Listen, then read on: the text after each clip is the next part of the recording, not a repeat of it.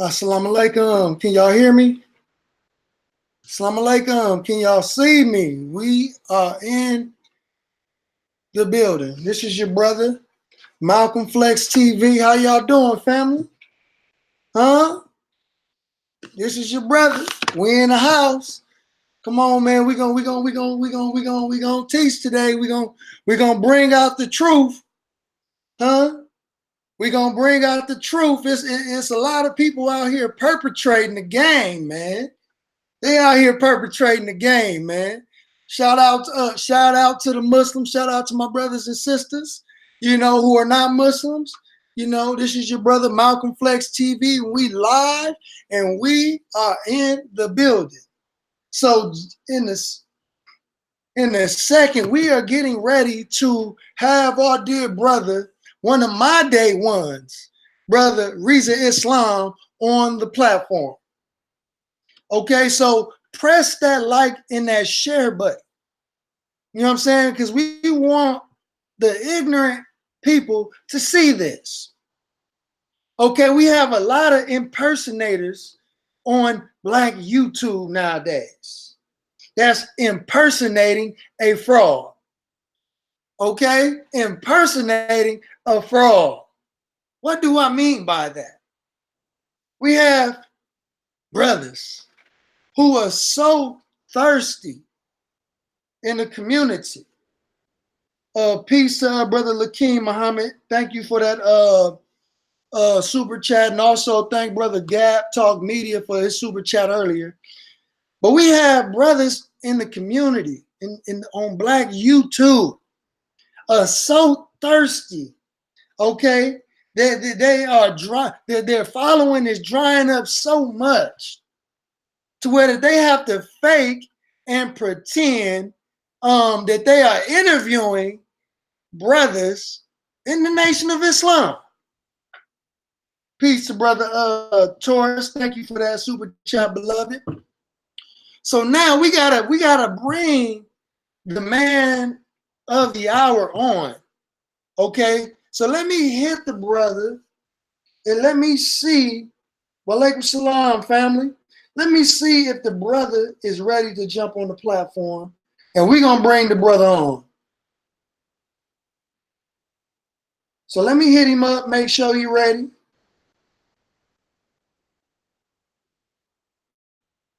Hold on one second. We're gonna get started with the show. Okay, because we support this brother. We love this brother. Okay, and then when I watched the video, I said, no, that's not my brother. See, because not only was the inflection of this man's word, the way he spoke was off, but the way that the brother was teaching was way off. Okay? The way this man was teaching was off. That's the main thing, because Jesus said that my sheep know my voice. See? And in the Nation of Islam, we are so in lock and step and in arms with our brothers and sisters that we know our own brothers and sisters' voices. Okay, we know how we speak. We know one another's inflections. We know one another's spirit and one another's passion. See? So when people attempt to deceive God's elect, those who are the purified, as the scripture says, that you will even deceive the elect except my purified ones.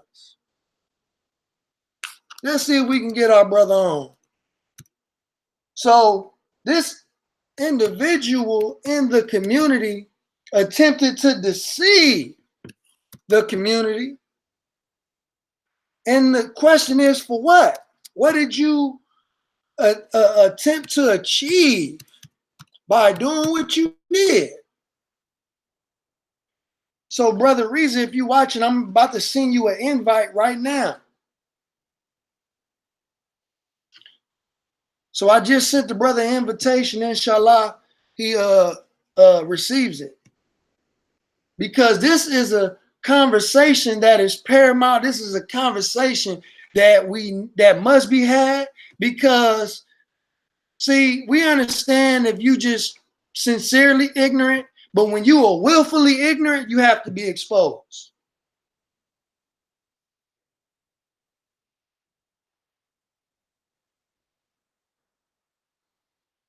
So we just trying to make sure our brother get on. I just sent the brother a link to jump on the live stream, because we live. How y'all doing in the building? How y'all doing, family? And also, we will be doing the trivia game. And the trivia is called Name That Lecture by the Honorable Minister Louis Farrakhan. We have a potential date set for July 28th. I believe it's a Sunday. And we have a mystery guest. Okay, we have a mystery guest that will be joining us July 28th, and you do not want to miss this live stream of this trivia game. Okay, we just having some good old righteous fun.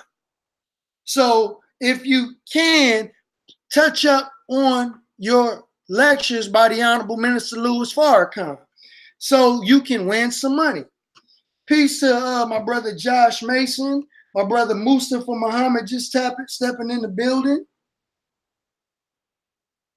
Peace to y'all. We trying to get brother on the line. So let me see. Let me check on him. Hold on one second.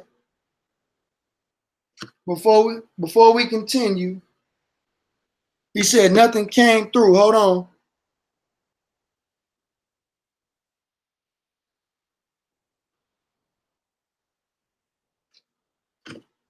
Hold on.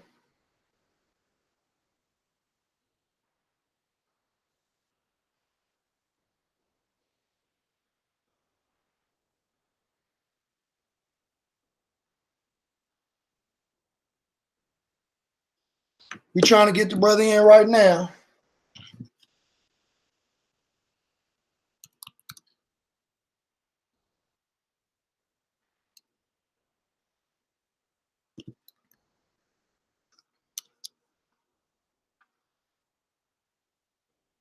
Oh, hold on one second.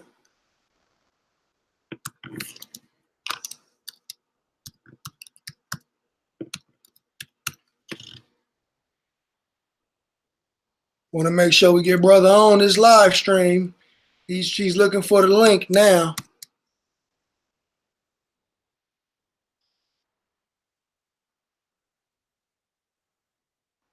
Hold on one second. Let's make sure we're doing this right.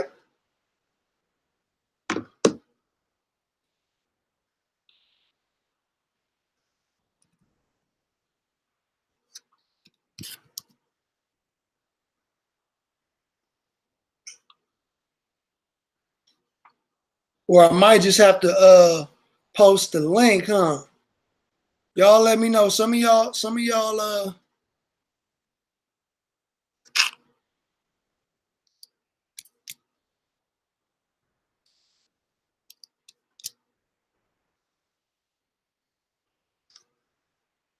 have to put the link up in there for the brother. And we gonna go in. Just hang tight. Bear with us.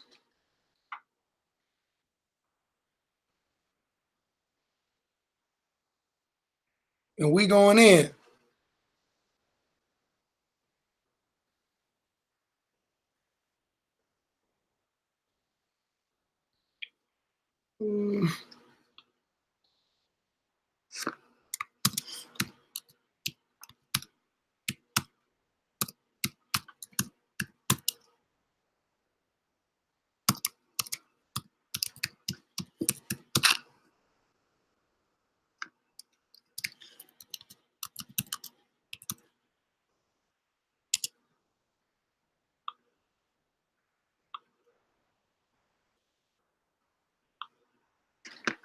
Okay, I just emailed the brother the link this time.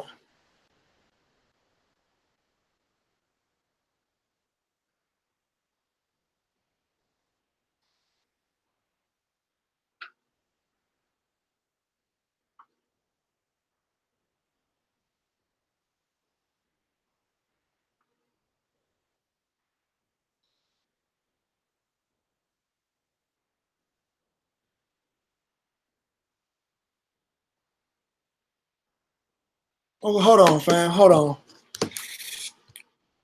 We're gonna get him on in a second.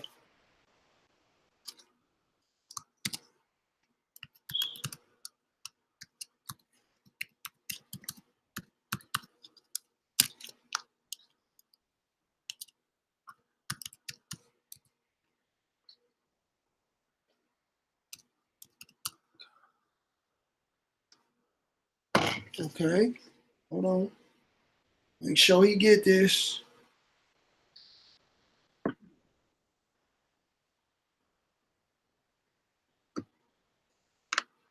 Okay.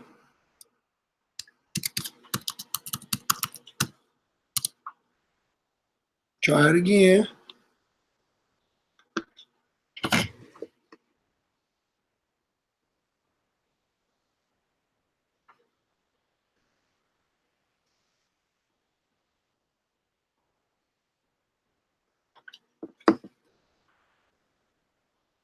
Oh, we got trolls in there.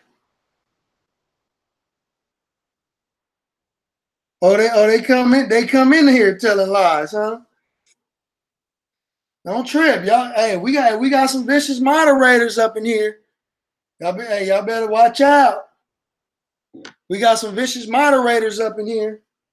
I got some real brothers and sisters up in here, some righteous ones. Y'all better quit playing. Yes, sir. There we are. Man, come on, man. Look, I work this little technology stuff. Praise be to Allah. We in here, brother. Yes, sir. All praise due to Allah, man. Hey, look, this is your brother, Malcolm Flex, man. Come on, man. Don't be taking the picture off, brother. We got to see your hand face, black man. Oh, but, my apologies, brother. Yes, no, sir. you good. But I gotta say this. I gotta say this before we begin the show. Okay, yes, sir. Brother Rizza. Now I'm talking to the viewers, not to Brother Rizza. Brother Rizza Yes, already know. This is my day one right here Yes, for people who don't know. All the way back since orientation, processing class. Come on, brother bro. Used to walk in with 20 books in the Come on, processing. brother. This is my day one. Before Yes, the brother sir. was on what's them shows? This is 50, Cannon's class. You know what I'm saying? Sway in the morning. Corey Yes, sir. Holcomb, man. It was Malcolm Flex TV, and this is Come brother's on. fourth time on the show. And we have grown since, and the brother has grown tremendously. And the brother is still humble enough to jump on Malcolm Flex TV, family. Always. So please give this brother a hand and show this brother some love. My brother Rizza Islam. Brother Rizza Islam, please introduce yourself to the family. Praise be to Allah, man. Brother, I just say, one, I thank Allah for you. And let me first open up in the name of Allah, the Beneficent, the Merciful. I bear witness that there is no God but Allah, who appeared to us in the person of Master Farad Muhammad. And I bear witness that the most honorable Elijah Muhammad is the exalted Christ, and that the honorable Minister Louis Farrakhan is our divine guide, warner, and teacher in what we call the hells of the wilderness of North America, currently under divine judgment, including with the 6.5 earthquake that just hit California yesterday. So I greet my brother and everyone who is listening with the greeting words of peace of Assalamu alaikum. Wa alaikum salam. God, how you doing, black man? Oh, man, I'm doing fine. Thank Allah. I'm doing magnificent. Thank Allah, brother. You looking good, brother. You looking good. Praise be to Allah. So are you, brother. We not aging. We going backwards. Come on. Talk to him. So let me also open in the name of Allah, who appeared to us in the person of Master Farad Muhammad, who raised up among us a Georgia-born black man by the name of the most honorable Elijah Muhammad, and to him who raised up one who stood in his class, who is the Messiah in our time, is the most honorable, the honorable Minister Louis Farrakhan. So I would like to greet my brother and the viewers with the greeting words of peace of Assalamu alaikum. And I also would like to inform you all that Brother Rizza can't be on too long, but it's gonna be strong. Best believe we about to get right into it. So, Yes, brother, sir. I want you to speak yo Islam, because there Yes, sir. are people in the community, as they see you arising, they are trying to find ways to pull you down with them. Please speak to that, dear brother. Yes, sir. Well, first off, I will say just a small minor adjustment, not correction to what you just said, but adjustment, which is there are many people on the internet, Right. not in the Go ahead. community, because we never Go see ahead. them in the street. Good So teaching. Go what ahead. they're all over this virtual reality, which we know is the enemy system, or as the Honorable Minister Louis Farrakhan says in the Time of What Must Be Done, I believe it is part 29, he refers to this enemy as the universal snooper. So you have people on the enemy's network acting as though they are doing work and good deeds for the people when we don't see them anywhere in the Right. street. Right. And I'm just saying, for me personally, and for those around us, we haven't seen these individuals. Right. So that always happens, brother. Envy and jealousy is something that is a very huge, terrible disease, sad to say. Mm-hmm. You're dealing with brothers and sisters who have been striving for years to sacrifice their life, literally sacrifice their own personal passions, their own personal goals and dreams and aspirations, sat those things aside, literally to go after our people full time to sincerely help them to come out of this condition. Beautiful. That's right. It's very sad. It's very sad, brother. And when I watch these people all on the internet, it baffles me, man, because I'm like, wow, you Right. spend hours, days, weeks, months Right. talking about people who are actually doing the work.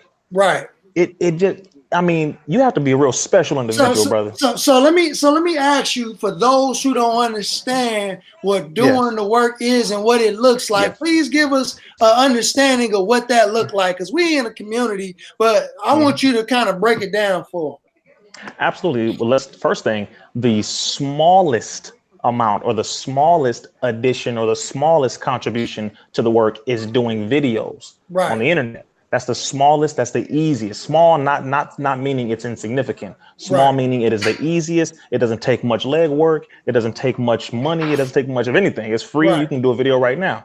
That's the smallest addition. And many of us who do it the right way yield very good results. We Right. help a lot of people, inspire people, cause them to think deeper, expose the enemy, etc. Doing the work is that, but it's also creating programs. Right. It is establishing businesses. It is helping mothers, fathers, teenagers, and children to have access to programs and solutions that rectify or solve the problems under which they live. It is feeding the homeless. It is clothing the naked. It is literally helping the people to get into a better condition in real life, Right. literally in real life, in their face, Right.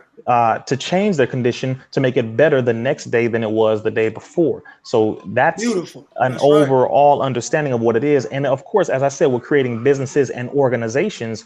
Many of us we have specialties in different areas that we specialize in. And I specialize in a multitude of areas, but one major area that people have recognized me for is dealing with vaccinations. Okay. So, and that it's not all talk with that. Now, Yes. before you continue, Yes. right Yes, sir. now, I gotta let the people know on your Yes, sir. behalf, because Yes, I sir. was there when we right when we was moving in to our new mosque, when we were still in the community center. Yes, You sir. were the individual who brought these the vaccines were causing autism in little black babies. You brought that Yes, sir. to our brother formerly known as Student Minister Tony Muhammad, now is brother Abdul Malik Saeed Muhammad. You brought that Yes, to sir. him by way of Robert Kennedy, and Yes, sir. you both took him to meet with the Honorable Minister Louis Farrakhan, and brothers have been on the front line. We even went to Atlanta and protested in Atlanta out in front of the CDC in Yes, sir. 2015 because of this. And you was one of the main chess pieces that played a part in that, because that was a major thing, and a lot of people don't even know that. Yes, sir. Praise be to Allah, brother. You know, and you know how I am, bro. Because and of course, you know, I wouldn't be the one to come out and just say that. You Right. know, so I thank Allah for you being my brother, because you know, of course, that's the difference between us and certain people, brother. We don't do it for the notoriety and say, oh, look at me, I did this, y'all, I Right. did this. Like, hold on, man. Right. If the work is not done, then what the hell are we celebrating for? Right. I'm not understanding. It's nice to look at the accomplishments. Okay, praise be to Allah. That was a good accomplishment. All right, let's keep working. That's how I see it. You know, Right. but you're right, brother. You're absolutely right. And I thank Allah for you. And that was the beginning. That Right. was the beginning. And as Absolutely. of yes, and as of now, we've been fighting against multiple laws being passed by these damn devils in politics Right. who have been all the way from Sacramento, which is the capital of this state. They've been passing law after law, year after year. They have already gotten two of them passed. They're trying to get two more passed as Right. it pertains to forcing vaccinations on men, women, and children in California and in the rest of the United States. And they're Right. also locking up doctors now who push to help the children with exemption forms. The Wow. government. So my point is, that's one thing, which is getting physically active, finding your specialty of what you are good at, and using your specialty to help to change the conditions of the people. That's how we do this. So many of us have our different roles we play. You know, we got our different hats we wear. We play our position. And Right. Brother Rizza just happens to specialize in a lot of areas, but none of those areas deal with having a YouTube scholarship. Right. Okay, I'm not a Googleologist. I'm not a dude who just sits on a computer. Man. You go ahead, brother. Go ahead. No, that's beautiful because we got brothers and sisters in the Black YouTube universe, right? Yes, sir. Who have thousands of exposed videos, Yes, but they sir. don't. But they have not one exposing the real enemy. You know what I'm saying? Come Like on, what brother. you did and student minister Abdul Malik did was the ultimate expose. What Dr. Yes, sir. Wesley Muhammad is doing is the ultimate Yes, sir. expose. With Sister Ava and Brother Ben and all Yes, these other sir. personalities, what they are doing are the real exposes. You know Yes, what I'm sir. saying? We are uncovering Satan. We are Yes, taking sir. the mask off of Satan and we are revealing the man of hmm sin. You know what I Yes, mean? sir. And these are the individuals who are being made mockery, who are being disrespected, who are being Mm. clown, man. Why do you think that our people are choosing chump over the champs? Because the champs are always being murdered and being killed.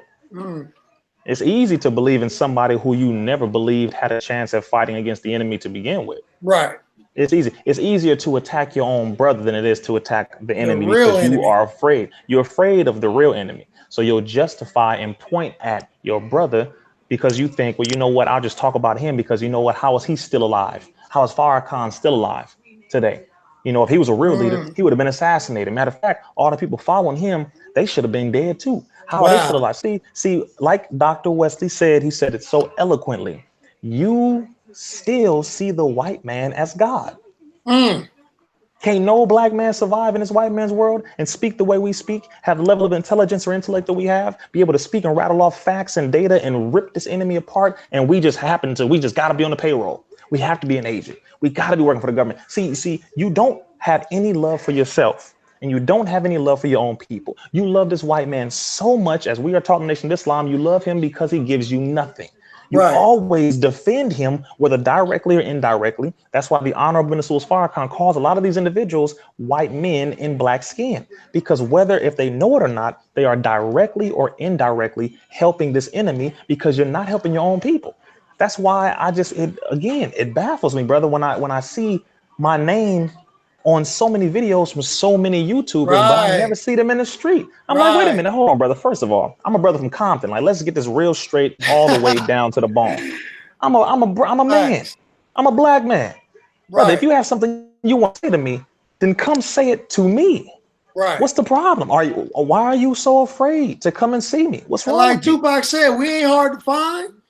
We're You not know, we bro, 8701. we're really brothers in the street, people that you can approach. Literally, We are very literally real people. approachable. You know what I mean? We are not anybody who's acting bigger than what we are. We are very approachable. A lot of my viewers know that. You know what I mean? A lot of us Brother, know that about you, you know? Yes, sir. I mean, brother, they can catch me any random day in LA or Compton pushing the final call on the corner. Come on, man. Go to 8701 South Vermont Avenue, right between Vermont and Manchester in LA. Go meet me, 90044. Big sign with the Honorable Minister Farrakhan's Right. face on it. Meet me there. And then, oh no, we're not going to beat you up. Okay, because that's another Yeah, lie I've been we ain't hearing. gonna That old nation. assassinate you. Oh my God. I'm like, people really listen to this nonsense. I mean, it blows my mind, bro. I'm like, dang, man. And it's sad again. So my point is, with any of these YouTubers, stop talking. Just stop talking, because the real enemy is coming together against all of us right now, Right. every single day, laughing at y'all. He ain't laughing at us. See, you can tell a man's enemies. You can tell who a man is and how powerful a man is by the size of his enemies. You can Right. tell.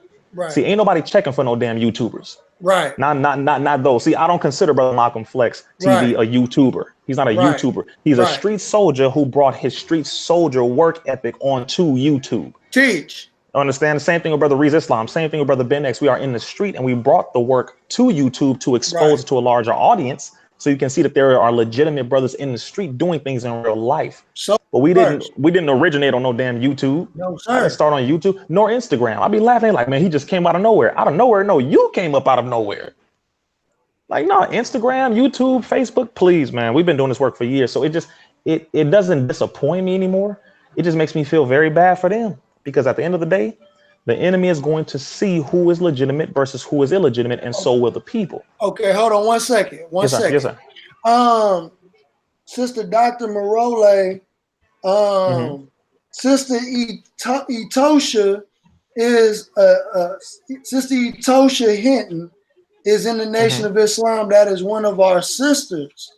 So please do not block her, okay? Because she is one of our sisters in the Nation of Islam, and she is viewing this video as well. So please unblock her if you can. Please do not block her. That's one of our sisters, okay? And you know, she's with us. So we don't need anybody. Saying that for me or? No. The moderators. Yeah. Oh, yes, sir. Yes, sir. Yeah, okay. Y'all on the same team. So please do not block her. I just gotta let that be known. But yes, sir. So I checked the video out that was being shared by this particular brother, and he was very convinced that he was interviewing you. And I was listening to just the way that whoever this mystery Rizza Islam was, I was listening to the way he was speaking. I want y'all to pay attention to the way that Brother Rizza speaks. The man that was in that video doesn't speak anything like Brother Rizza. You can tell by the inflection in his voice, the way he stopped and paused. Brother Rizza don't use a whole lot of Brother Rizza don't talk like that. You know, and then as I was listening to him, you know, he was basically saying, you know, everything that he was saying was anti-Islamic anyway. So I'm like, whoever this is isn't doing a good Rizza Islam impersonation. So what are your thoughts on that, brother? You know what? Interestingly enough, I saw a little of. Okay, well, first off, here's another thing. This is for the people, okay? Because those who are on YouTube who are going to feel guilty and their spirit is going to get hit and they're going to go into their emotions, they're going to piece this video up, and we know that. They're going to take clips of it, try to, you know. So everybody who's watching right now, let me say this right now: whoever you see who will make a response to this video, blast them and let them know. Say, don't put up a piece of the video. Show the whole video from Brother Malcolm Flex TV with him, Brother Rizza Islam. I just want to make sure we understand that before we move forward. I saw a piece of the video and I said, okay, this is another one. But what shocked me and what kind of concerned me was this individual did 3 videos in one day. Right.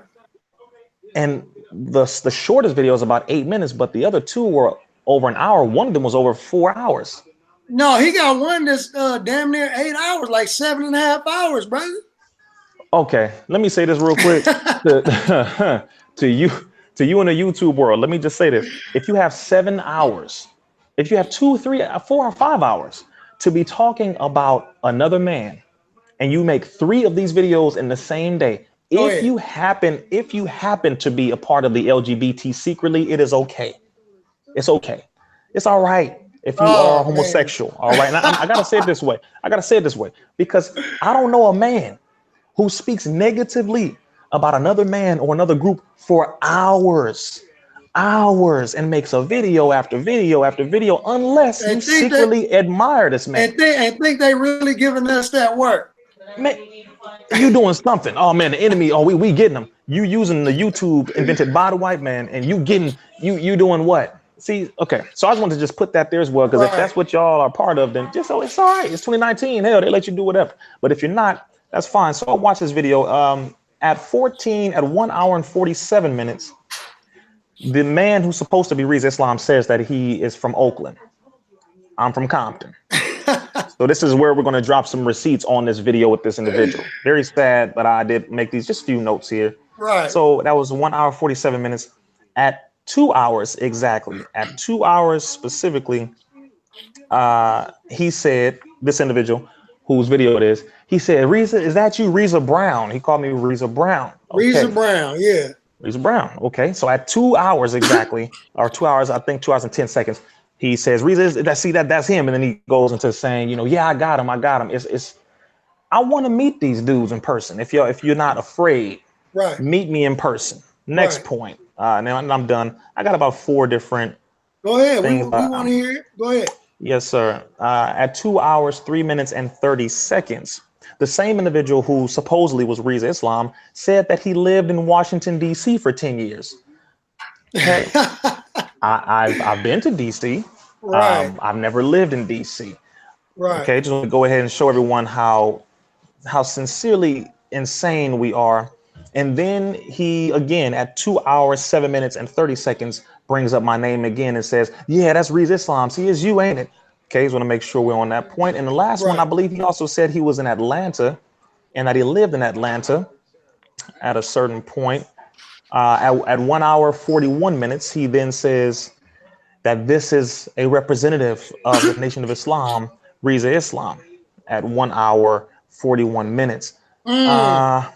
Yeah, I'm mind you, I'm listening to this dude talking who's supposedly me. And I'm like, okay, first of all, if anyone hears me speak right now, he was saying, and he was using the Bible a whole lot about a topic that had nothing to do with the Bible, which is not a problem, but it had nothing to do with the topic. So I'm like, okay, the Bible, then overall, but if anyone, look though, he was saying that he didn't believe that God was a man, and he was saying that we shouldn't hate white people. I'm like, wait. Bro, this dude, he don't even know what the brother believe. I'm like, who is this joker, man? Terrible actor, brother. You're a terrible actor. I'm like, what is going on, brother? Now, and then for this individual, again, if you have a YouTube channel, one of the worst things you can do is try to bring someone on and impersonate them, or bring a person on as if that's the real person you're talking to and then run with it, because eventually the people will catch up and find out that you're lying. So this individual, Mr. Gillz, who supposedly is a Crip, my next point I'm going to, this individual, as intelligent as he thinks he is, which he is far from it, and I really apologize, but brother, just meet me in person, because I believe I think he's in LA. So I just say, Mr. Gillz, Mr. Gillz, just meet me in person. Don't make a response video. Just meet me in person. Nobody's going to put their hands on you. You don't look like you want that type of response, and I don't think I should give you that response. Just meet. We're brothers, or supposed to be, because he said a lot of horrific things about me. Like what? And number one, he made a video a couple months ago. And I don't even want to bring Brother Nipsey into this, but it's so disrespectful, and it is so hurtful, and it is so still painful and fresh, not only for the brothers in the rolling 60s and from multiple neighborhood Crip territories, but also different brothers and sisters across the country who are rappers, artists, and just the people, as well as Sister Lauren London and his family and his children. This individual, Mr. Gillz, did a video saying that Rizza Islam was the person who shot Nipsey Hussle. Whoa. You said what? This individual, and he wasn't the only one, said that Rizza Islam, I am the one who shot Nipsey Hussle. And then Brother, you said it was somebody else said it? yeah. Oh, he wasn't the only one. It was a couple people who ran with that lie. Oh, wow. A couple people. Not one. No, it wasn't just a lie. It is a devilish lie. Right. It's so horrifically disgusting to where why would you even consider something like that? Now, of course, if a person is there and you see them there, okay, well, of course, the person's right there. You can't deny it. Right. But why make up something and put it on a person who has been doing the work? Not only that, a person who secured Nipsey Hussle himself. I secured the brother. You secured him. Yeah, we secured him. Yeah, brother. I'm like, wait a minute. We was doing a security detail with Carl Kanai. We got a good I still do work for Carl Kanai at an event. And brother Rizza and myself was personal security for Nipsey at this event. And we spoke to the brother. Beautiful brother. Yes, he wanted to hire the Nation of Islam to do security for a basketball tournament in the Rolling 60s.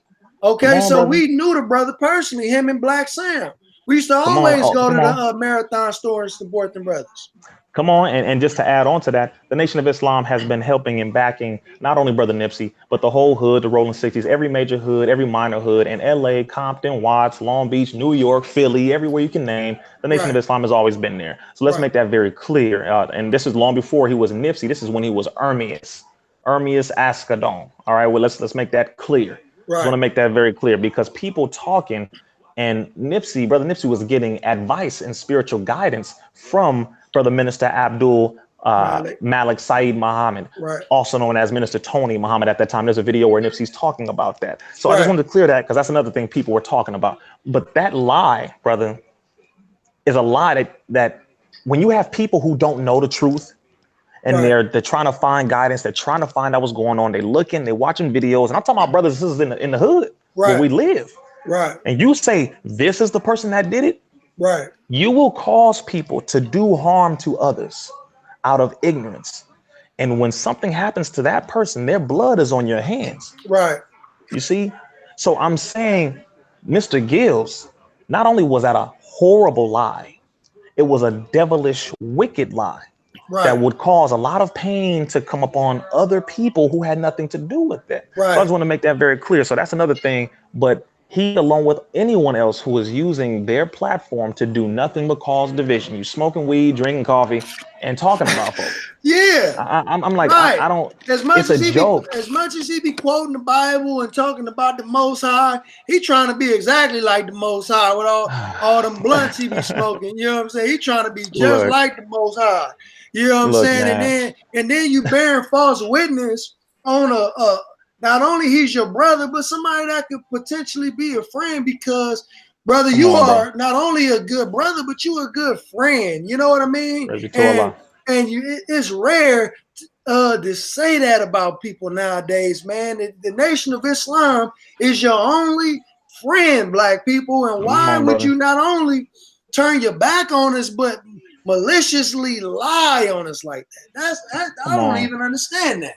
Come on, brother. And then that's again why people, when they talk about their enemy or they say these are agents, the majority of people who run around saying that they know what agents look like and know what agents are, they have no clue. You have no idea. All right, let's just make that very clear. You have no idea. Okay. As much like, for instance, for those who smoke weed and drink coffee, this government knows who drinks coffee, who smokes weed. They know who lives where. They know exactly what you're eating, when, how many times you breathe, damn near. You don't know this enemy. And the reason why we love Honorable Minister Farrakhan so much is because he not only knows the enemy, but he teaches us how to know this enemy, how to study this enemy, and how to navigate through this system. That's why the nation gets attacked so much by this enemy. If you're not getting attacked by the so-called Jews, if you're not getting attacked by the mainstream media, if you're not getting attacked by the pharmaceutical industries, if you're not getting attacked by all these major organizations and groups that run the world, the bankers, politicians, etc., you ain't doing a goddamn thing. Facts. You are doing nothing. You are irrelevant. And the more you talk, the more you make a fool out of yourself. And this is when people can see who are the real versus who are the fake. Stop talking and meet with us. I would love to meet this brother. I would love to meet him. Matter of fact, everybody, if he does a response video, Tell him to stop talking and meet Brother Rizza. Just say, brother, you in that right? Brother meet Malcolm him. Flex. And Brother Malcolm Flex. We both at the same mosque. We will meet peacefully. You'll come in peaceful. You'll leave peaceful. Brother, I guarantee, unless you come in and try to do physical harm to us. So then, of course, we have to defend ourselves. Right. But I guarantee you, if you want to have a meeting, we can do that. Anybody. Right. So I'm just putting that out there so we can get that in the clear and so people can know who is real versus who is fake. But no, brother, it's a whole lot. That's why I said I was surprised to even do this, because I'm like, we don't waste our time with this nonsense, brother. Right. There's so much going on, and this enemy has so many plans. If I can go down a list of things that this enemy has going right now, people will be shocked. And it's like, well, you would know more about it if you were focusing on the right people. Bro, you got the facts. Praise be to Allah. You know what I'm saying? If we don't forget, you Rizza got the facts. Praise be to Allah. But no, brother, I thank Allah for the work, and I thank Allah for the Honorable Minister Farrakhan. I thank Allah for the teachings of the Most Honorable Elijah Muhammad. I thank Allah for the Nation of Islam, the Moorish Science Temple, the Hebrew Israelites who want to unite and do good for the people. Right. All of our groups and organizations that are doing good. I thank Allah for all of them and for all of those who sincerely want to see us rise as a people. That's all I care about. That's all we care about. That's all the minister cares about. That's all Allah, God cares about. It doesn't matter. That's all that matters.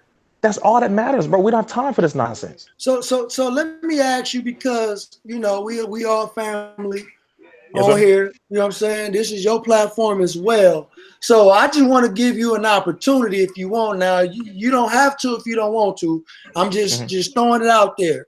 There was some BS that was spread by another individual in the community. I'm not gonna say his name, but wait a minute. Hold on 1 second, brother. I have to pause you because I'm looking down here. Mr. Gillz is right now live doing a video that says, "Who do you work for?" with a picture of myself, Snoop Dogg, the Game, the mayor of Los Angeles, and the former police chief, Charlie Beck, in the meeting that we had. See, this is now family. This is what I'm talking about. Right. This is what we're talking about. 4 videos in 24 hours about Rizza Islam. Live right now? He's live right now. I'm looking at it, and I didn't search for him. I'm scrolling to the bottom. I was trying to see who was in the chat room, so we can talk to our people.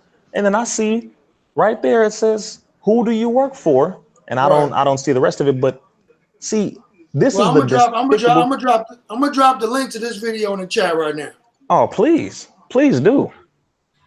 You know how much of an embarrassment it is to be talking about another man 4 times in 24 hours. 4 times. And you say, "Who do you work for?" And you're talking about stuff you know nothing about. See, mind you, I'm glad he put that picture up. Let's go ahead and just delve into that and slice that picture up real quick and give people the facts so they know exactly what took place that day. Since you want to bring it up, and I love when people do this nonsense, brother. Who do you work for? Like, first of all, none of y'all Negroes know what this enemy is up to. None of y'all Negroes know what an agent really looks like. Because if you did, you would, you'd be in a mirror. Number one. I'm saying for those YouTubers who use their platforms to cause mischief, you would know what an agent looks like. The Honorable Minister Farrakhan taught us that there are many agents and agent provocateurs within our communities, and they don't even know that they are, because they are helping this enemy to do his job much easier. Right. That's one. 2, the enemy that is in your head, because they're like, well, the nation, all y'all teachers against white folks. No. It is the devil of self first that we teach. The devil of self first. You got to kill those white men that are in your head. Right. Those devils teaching you to do harm to your brother, kill one another, all that, etc. Sell drugs to your brother. Those are devils in your head. Now let me say this, because the question is asked. He got a picture of you with the Game and them, and the mayor, what's his name, Garcetti? Eric Garcetti. He's still the mayor for the of Los Angeles. Yes, sir. And it's saying, "Rizza Islam, who do you work for?" Okay, now look, let me say this. Okay. You see how Allah works? Go ahead. For those who weren't there that fateful day, I was there. Come on, brother. A student lieutenant in the Nation of Islam. Okay, you talking about a former lieutenant. Come on. Okay, I was there that fateful day. Okay. Wow. And the whole thing, that whole situation started. Okay, because the Game was ready to kick off a riot against the police. Okay, because the brother in Louisiana, not Eric Gardner, The other brother in Yeah, it was Louisiana, another. yeah, that was gunned down by the police right after Walter Scott was gunned down. So the brother Game said, let me call student minister Tony Muhammad. The student minister Tony said, no, brother, call the minister. That's right. But the minister trusted student minister Tony Muhammad's wisdom to the point where he said, no, Game, you can call my representative in the Western region. He knows what to do.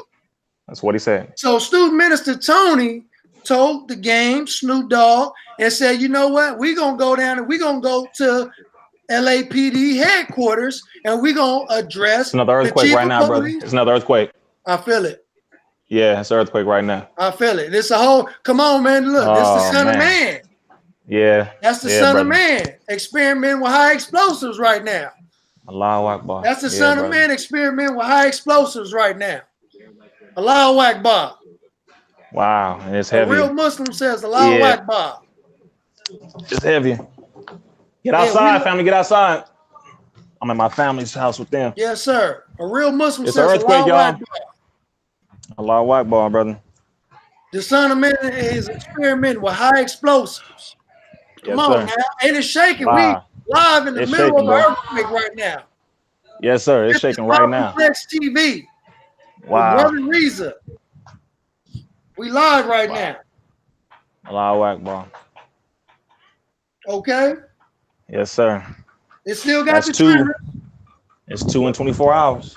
Come on, but Allah God gonna take care of the righteous. Yes, sir. I'm on a live interview. I'm on a live interview right now, and we all feeling. Allah gonna take care of His servants. Yes, we sir. good, brother. That's right. Yes, sir. No, we good. Yes, sir. Yes, sir. Look, we came to shake up YouTube tonight. Yes, sir. Rizza and Malcolm Flex TV live in the middle of an earthquake, man. Praise be to Allah. Rain, hail, sleet, snow. Come on, man. We're going to preach the word of Almighty God who came to us in the person of Master Far Muhammad, man. We ain't afraid. Praise be to Allah. No, sir. Okay. So, yeah, let me get back to the story real quick. Yes, sir. Yes, sir. Okay. So you teaching, brother, you cracking atoms. Yeah, that's the son of man experiment with high explosive, man. We know the laws of cause and effect. We know why it's an earthquake out there. The ignorant don't. But so student minister Tony called the Game, called Snoop Dogg, and told them all, said, y'all need to go down there to the LAPD headquarters and you can request, you want to talk to the chief of police and you want to talk to the mayor. And that's exactly what the brothers did. And we all marched down there. And a big old crowd is on YouTube. We marched down there, the FOI, doing security over our brothers and sisters. We get there, and Brother Rizza and our captain was, I believe the captain was with you, right? Yes, sir. They all went up in the room and had a meeting. And I heard out of the Game's mouth, I heard out of Snoop Dogg's mouth, they spoke highly of Brother Rizza, and he went up in there with his foot on Satan's neck, and he did not let up. Y'all need to understand the brother didn't go in there soft. He didn't go in that meeting weak. The brother went in there strong, representing his minister, representing his nation, and representing his people. So y'all trying to throw dirt on my brother's name. Y'all better realize and recognize that y'all dealing with Allah's anointed. Okay? The members of the Nation of Islam are anointed by Allah. So y'all better be careful, man, because just as y'all felt that earthquake, okay, Allah, don't tempt Allah and His anointing. So go ahead, brother. Praise be to Allah, brother. And that's why, see, brother, Allah is the best of planners. He truly is the best of planners. We were supposed to be on here at least 25 or 30 minutes before the time that I said, brother, can you adjust it to 7:30? Because I had to handle some other things, and you see how it all pans out, brother. He exposes those who need to be exposed. So that picture, as you already outlined, brother, when we went to meet, this all happened within about 12 hours, the night before this meeting happened. Once that brother got murdered by the police, pardon me, the individual went and murdered, I think, 3 police officers, shot back and killed 3 police officers. And this is after someone else was murdered. And the Game said he was sitting at his house watching the television. And he said, I'm sick of this. I'm tired of this. I'm sick of this. He said he called Snoop and told Snoop what the plan was. Snoop said, all right, well, let's go. Right. They were not, it was not about to be no peaceful anything. They did not plan on, they planned to retaliate. They made this publicly known. They said what it was, okay? They planned to retaliate against the LAPD at the headquarters, and they were bringing the hood down there, multiple hoods down there. That was the initial plan. But as you stated, he called Minister Abdul Malik, whose former name is Minister Tony Muhammad. Minister Tony Muhammad called the Honorable Minister Farrakhan, and then they rectified it that way, and it took 2.5, 3 hours on the phone conversation with the gang for him to have his spirit corrected and changed to where he said, you know what? We're not going to go down there and attack the police. We're going to go down there and reintroduce ourselves as the men who are from this city, who live here, and this is our territory, and we're going to go and reintroduce ourselves in a peaceful manner. So that all happened within about 10, 12 hours. And me and you were at a Denny's strategizing how we were going to go into the colleges to teach them conflict resolution and how to operate and to interact with the police during traffic stops. Yes, sir. That's what we were doing. I'm telling you. Yes, sir. I remember that. I remember when you got the call. Yeah, I remember when you got the call. Yeah. See, and it's crazy how people don't know the amount of work we are really doing in these streets, brother. But anyway, so we got the call and we were like, wait a minute. So this is about to happen. It was around 2 a.m. when me and you were there. They said this is happening at 5 a.m. We only had 3 hours. So we had to shoot down to downtown LA. Me, you, and one other brother were the first 3 on the scene. Yes, sir. First 3 there. As soon as we got there, boom, about 20, 30 minutes, went by. Some more brothers showed up. Bad Luck showed up. Andre Truth. Then Game showed up, I think, at 4:45, 5 a.m. Then Snoop pulled up. It was so many. Then it was different hoods that was pulling up. Right. It was so many people that came up. And Game was they were wearing their shirts, Hunt, which stood for Hunt Us Not Today. Keep going. Yes, sir. Hate you, not today. Hate us, not today. That was the shirts they were wearing. And of course, Snoop showed up, and some of the FOI from Mos 54 in Compton, Mos 27 in LA. A lot of people were showing up, and we came together. And this video, the full video of this whole talk, how it started at the beginning when Game was talking and everything, that full video is on my YouTube channel where it goes over that whole thing. And we went from there and marched all the way down the street. The police escorted us. They said, we're going to help y'all block the street off, etc. We went down there, brother, had no idea what we were going to see. We only expected to get down there. Exactly. Brother, this is why we say Allah is the best of planners. We walked all the way down the street. Why is it that this just so happened to be the day where the cadets were graduating to be police officers, to be sworn in? Yes, sir. 2, there were over 15 television channels.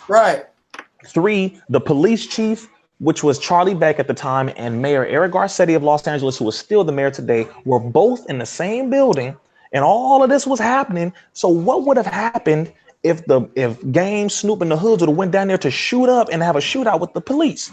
It would have been viral across the world. Yes, sir. But what happened instead was their spirits were changed, and they said, we're going to reintroduce ourselves as men to these men, whether they call themselves officers or not. They have families just like we do. They put on their pants just like we do. They eat, they exercise just like we do. And we did that. We went into the precinct, and brother, that meeting, that picture, there were officers around the entire room. Officers were around the entire room. So everybody can know what happened on the inside, because this was not recorded. This part wasn't recorded. I'm sitting in this room. Snoop is sitting across from me. Problem, the rapper, is sitting across from me. Game is sitting next to me. Chief Charlie Beck, Mayor Eric Garcetti, and then all of their lieutenants and sheriffs, all of them are in this room. And I'm not going to go into the conversation of what we had, but just understand this. We basically explained to them and let them know that if you continue to kill us in the street, that the people are at the point of breaking, and they are at the point of revolting. And if you kill another one of us unjustly, without any just cause, any reason, that the people will retaliate against you, and we will not be able to protect you from the people. That is that's one thing that I said. We all know. We ain't about to protect him. See, no, but see, because I want people to understand that picture that this individual, Mr. Gillz, has up. He thinks he's doing something when he's only making a damn fool out of himself. But Allah is also using him to expose some more of the beautiful work and good deeds that we've been doing. Oh yeah, so absolutely. Thank Mr. Gillz for putting that picture up. Even though right now and you know it's he's crazy because he waited for us to go live and he went live at the same time. So I just told him, look, of course, jump. I told him jump on our live. absolutely. Prove Please what you're do. saying. Please Jump do. on our live. You know what I'm saying? I just Please commented. do. He can jump on our live. You know what I mean? He you can. know, and we He can deal with it. And then he can meet with us tomorrow, or he can meet with us on Sunday. I mean, just come off the computer for once and meet people in real life, because we're real people. So this, just so overall, so everybody can get that, after that conversation we had in that room, it lasted about 35-40 minutes. Then we went into the next room. There was a full press conference that was set up for the new cadets who were being sworn in to be officers. Brother, Allah put all this together. Yes, sir. So it went viral. This is when people see me standing next to Snoop and Game and the Chief and all that. That's when they saw that, because we had walked into the next room. There were probably anywhere between 18 to 20 channels. Right. And they all saw that we stood not in total agreement with the LAPD, because we don't agree with the negative things that they do, but we stood to come to a understanding and a resolution of peace. Right. To call a ceasefire between the gangs and the guns and the police, so that we can work together to end the killing and the bloodshed. That's what we came to. And then right after that, in July of 2016, we had informally created the first United Hood Nation Conference. Right. All right. Where over 3,000 people were there. And that's when people saw the Church of Scientology Community Center, where there were more science temples, brothers who were there. The New Black Panther Party was there. Nation of Islam was there. Multiple Christian churches. Some of the Mexican gangs, the Native American tribes were there. Yeah, that was a beautiful experience. Oh, bro, it was over 3,000 people. It was blood gangs, Crip gangs, Latino hoods. Everybody all of these people. Oh man, the brown beret, it was so powerful. But the point is that people saw me standing, speaking at the rostrum. Game spoke at the same rostrums, Minister Abdul Malik, different hoods. It was the podium at the Church of Scientology Community Center. That's where they hold events. So it was like, oh, see, he's speaking at the Church of Scientology. It's like, y'all are some sad people. Stupid, man. Real stupid. Just sad, stupid. And you want views. And the reason why they do these videos most of the time is because they get paid per view. Right. So if they put Rizza Islam's name up that's there, real. That's right. Their video goes up in the ratings. They get paid more money because people see Rizza Islam's name. So you are making money off of using my name to run it through the mud, using the Honorable Mr. Farrakhan's right at this moment. They're not slick. See, I have over 63,000 subscribers on my YouTube, but my YouTube page is not monetized. I don't make a dime from YouTube yet. I'll monetize it at a certain point, but I don't make any money. I literally put the information out there so that people can get it, study it, and use it to better themselves. But so to end that point, that's why, brother, those of us who are doing the work and who are legitimately doing the work, the people protect us because they see us face to face. We go into the candlelight vigils. We're going to the funerals. Also, we're going to the family events. Also, we're going to the different, peace meetings and rallies and everything, community or events, and helping and getting groups and organizations together, giving out jobs and establishing credit repair and literacy programs. I mean, brother, you name it. We're doing all this stuff. And the one thing you keep talking about or keep trying to bring up is you just lie. You lie. You talk about Minister Farrakhan, the nation ain't doing nothing. I'm sorry. Where are you at? Sincerely. People where in the comments saying, if you are superior to Rizza, get at him live. Yeah. Simple as that. We live right now. You know what I'm saying? I mean, look, somebody in the comments said at Malcolm Flex, don't nobody want to talk to Rizza, but y'all want to talk about the man behind his back, though. You don't want to have a man-to-man conversation, but you want to talk behind the man back. And who is nobody? Right. Look, because his people watching our live, dude said that you were telling Kev to meet up with him on Sunday. As they should. Come on, man. These dudes is clowns, man. You let them talk. See, this is the end of YouTube division. This is the end of black people who are actually white people in black skin. This is the end of those who talk about those who are sincerely doing the work in the street. It's over for y'all. It is over. Right. It's over. Okay. And mind you, the enemy will help those who are causing division among our people. They help them. They're called the counter revolution.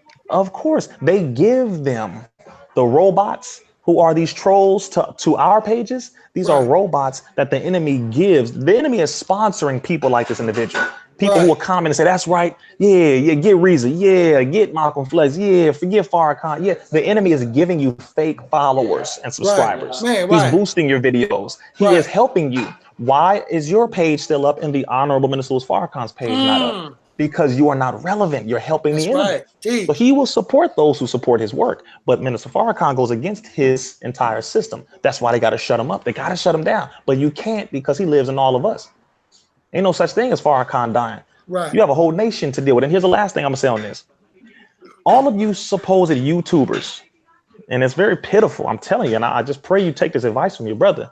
But when any one of you put in your video title or caption, so-and-so, your YouTube name, and you say versus the Nation of Islam, listen. We're not called the Nation of Islam as a cliche stage name. Go ahead, bro. Now he's saying you over here talking about him, but we was live before he even jumped on the live. Oh, this child. Okay, just let him know to meet us in person. We don't need to waste more time on that. Right. But all right, whatever. Just say meet us in person, brother. 8701. Send the address. 8701. I'll be there this Sunday. I'm gonna do that right now. 8701 South Vermont Avenue. See, this is how I know who real soldiers are versus these fake ones, brother. None of y'all have ever said meet me in person. They got me blocked. I can't comment. Oh, they blocked you now?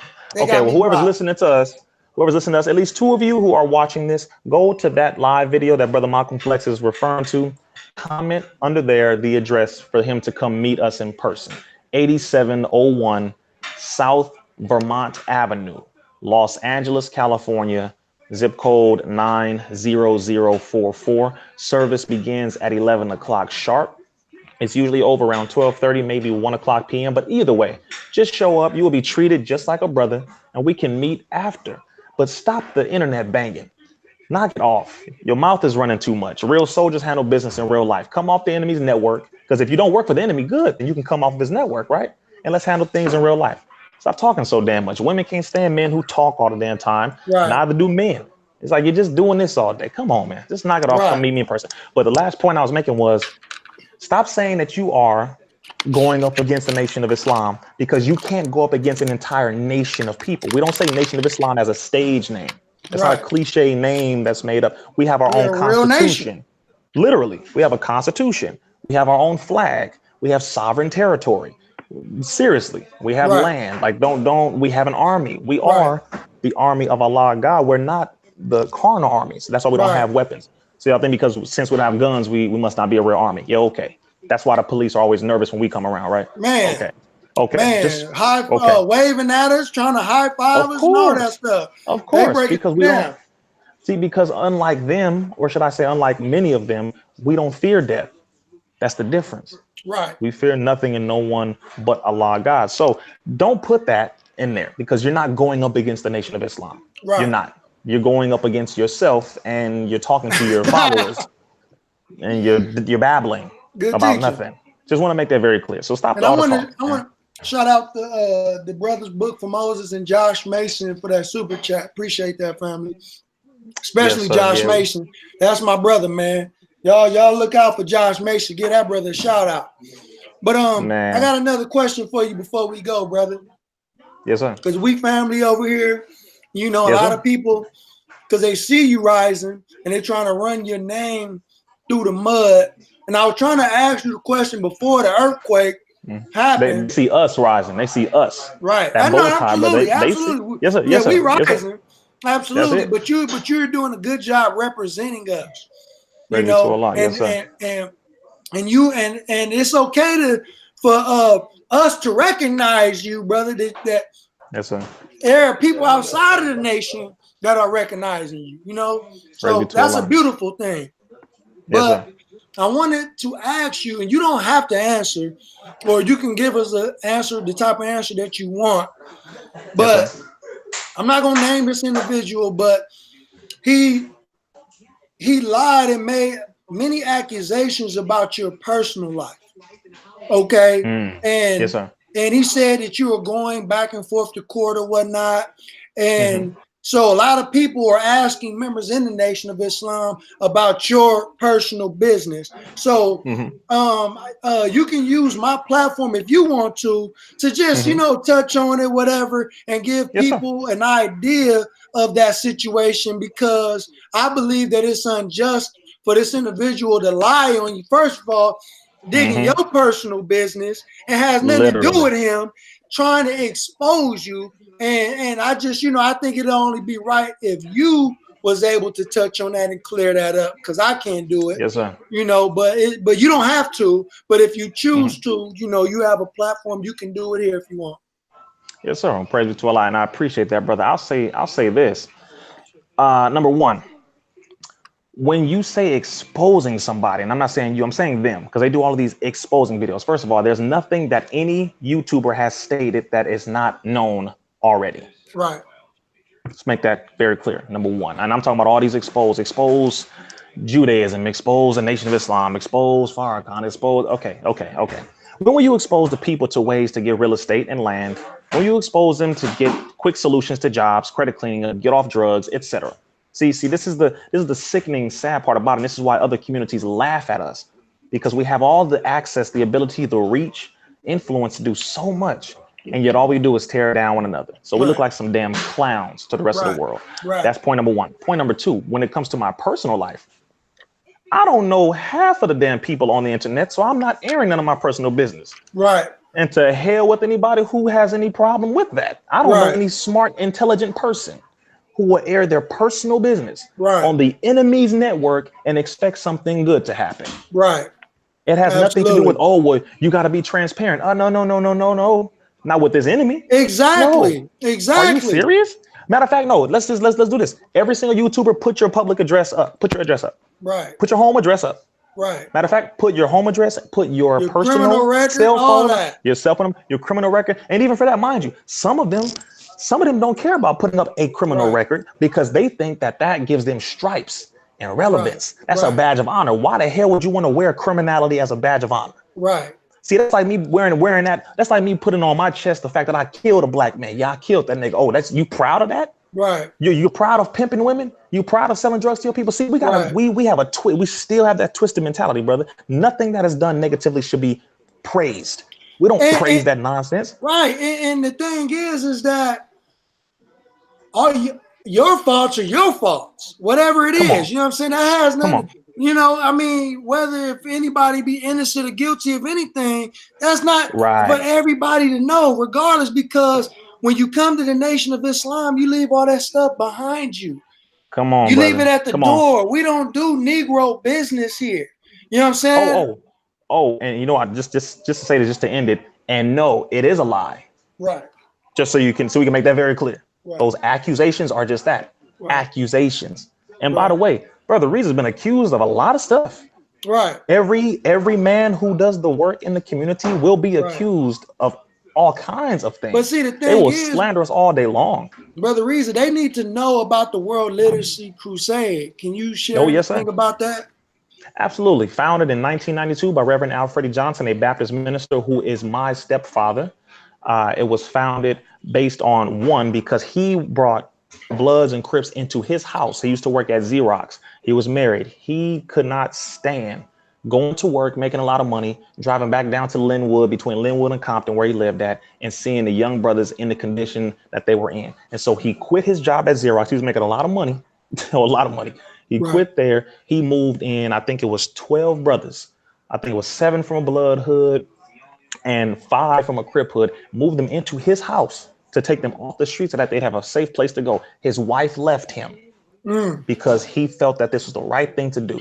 Right. She left him, and he continued to do the work. Mind you, so just so we can understand, everybody needs to stop listening to people who don't know a damn thing of what they're talking about. Right. But this group was created to get children, mainly teenagers in the hood, Compton, Watts, Long Beach, Southgate, all those areas, off of drugs, number one, and 2, to give them literacy programs and enhancement, because the common problem that we were having in Compton, Watts, LA, Long Beach was that the majority of us did not know how to read. Right. And if you're dealing with anybody who has a low level of literacy, They will go into criminality. Why? I can't read or write too well, so I can't really get a job like that. Oh man, good teaching. I gotta sell drugs because there's certain things I can't do legally because I can't comprehend and understand words. Right.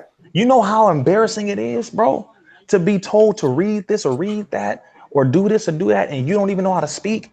You don't know the meanings of words. Matter of fact, you don't even want to talk too much because you don't want to embarrass yourself because you don't know how to understand concepts and ideas, and you don't want to let other people know that you don't even know how to read. You don't know how to write, and you 25, you 30 years old, and you trying to be a man, and you can't be a man because you don't even know how to have the basic necessities of a child. Man, bro, that's beautiful. That destroys a human being. I'm saying this because that's some real stuff that I was dealing with my brothers and sisters in this organization. So World Literacy was founded in 1992, getting brothers and sisters off of drugs, teaching them how to read and write. We also had communication courses, parenting classes. Those who were on probation came to our program to again, not only get off drugs, we had one of the only drug rehabilitation programs that did not put people on psychotropic drugs. Right. One of the only ones. Right. They wanted us to. But the liars saying that y'all, was this was some pseudo type healing. Go ahead, break that down, brother. They were saying that it was. Oh, bro, it's a front group for Scientology, and somebody said we were selling children to the white man in Scientology, bro. Right. I'm telling y'all, when y'all listen to these backwater Negroes who live all across in another damn state, right, who have never been to these programs, and you listen to them, you make a damn fool out of yourself. And not only that, brother, there were tens of thousands. Do you know that I can call somebody and have them jump on live right now who used to be one of my students at World Literacy? Right. I hear from them all the time. I got numbers from multiple students all across this damn state and across the country. And when they heard about this, they called me pissed off. Wow. They said, who is this nigga? They said this now. This is what they said. Who is this nigga saying that y'all didn't help nobody? Bro, you helped me.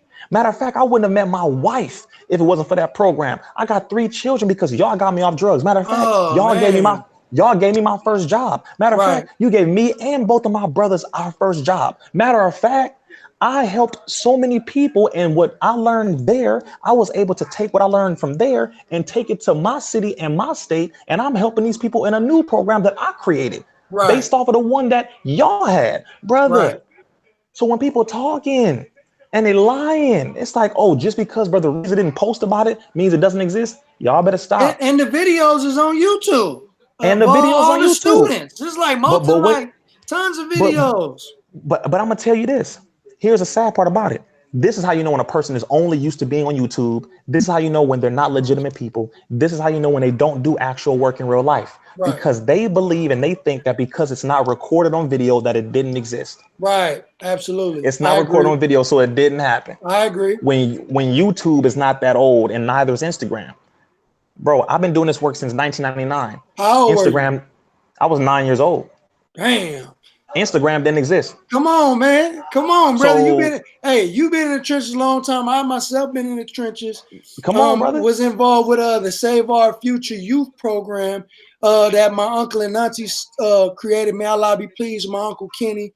He just made his transition. And I was out there as a young little brother, man, like around 6, 7 years old, in the streets marching with picket signs saying stop the violence and increase the peace. Right after the Rodney King riots. You know what I mean? Bro. So me and brother have a history in grassroots organizations within the Black community. And to be frankly honest, I honestly believe that we were born to do the work that we're doing, because as I got older and I was in the streets with the brothers, I'm like, man, Allah was he was preparing me for this mission right here since I was a little boy. Brother Rizza was getting the same training. Praise to Allah. Brother, and mind you, again, when people start using your family's name and lying on your family and start talking about your sister and they start talking about your mother. Right, come on, man. Listen. When people start talking about your family, that's outside the boundary of scholarship. Right. That ain't got nothing to do with no scholarship. It ain't got nothing to do with no ideology. It has nothing to do with that. No. In the hood, in the real world, you talk about somebody's family. No. You got to see me. No, Right. you got to see me, brother. Right. You got to see me in person. You don't talk about somebody's mama. See, this internet stuff got people really mixed up. It's a drug for some people. Right. It's a drug to have people liking your videos and commenting. It puts you in a realm of irrational. It gives you this unnatural high to where you think you're a god. I'm saying this, brother, because a lot of us really, we lose our humanity and we start stepping into this virtual reality thinking that we're untouchable. No, sir. You don't talk about people's mothers and lie on their mother. People like Brother Malcolm Flex, from my understanding, he no longer has his mother physically with us. Absolutely. That's true. See, there's a level of respect here. And that's why that's why it pissed me off even more. I'm like, come what? on, man. But hey, y'all blessed to have y'all mamas. I mean, I was raised by my grandmother. See, and mind you, we're taught in the Nation of Islam, yes, we're kind, yes, we're patient, yes, we're compassionate, we are humble, we're honest, dependable, but we're intolerant, brother. We are all of these attributes, but we have an area of war in us. Right. And if you aggress upon us, if you start a war, then we have to defend ourselves and fight like hell with those who fight with us. The only difference is I'm not no internet, YouTube talking dude. I'm a soldier. Right. So we ain't with this back and forth nonsense. Come see me in person. And if you are not willing to see me in person, then shut your damn mouth about me on the internet. It's just simple, brother. That's right. I'm just saying as a man. As a man to man. Right. You know, if you willing to do that, come on, brother. We're not about that nonsense. So when they be talking because, you think we don't defend ourselves because that wasn't recorded on video. Right.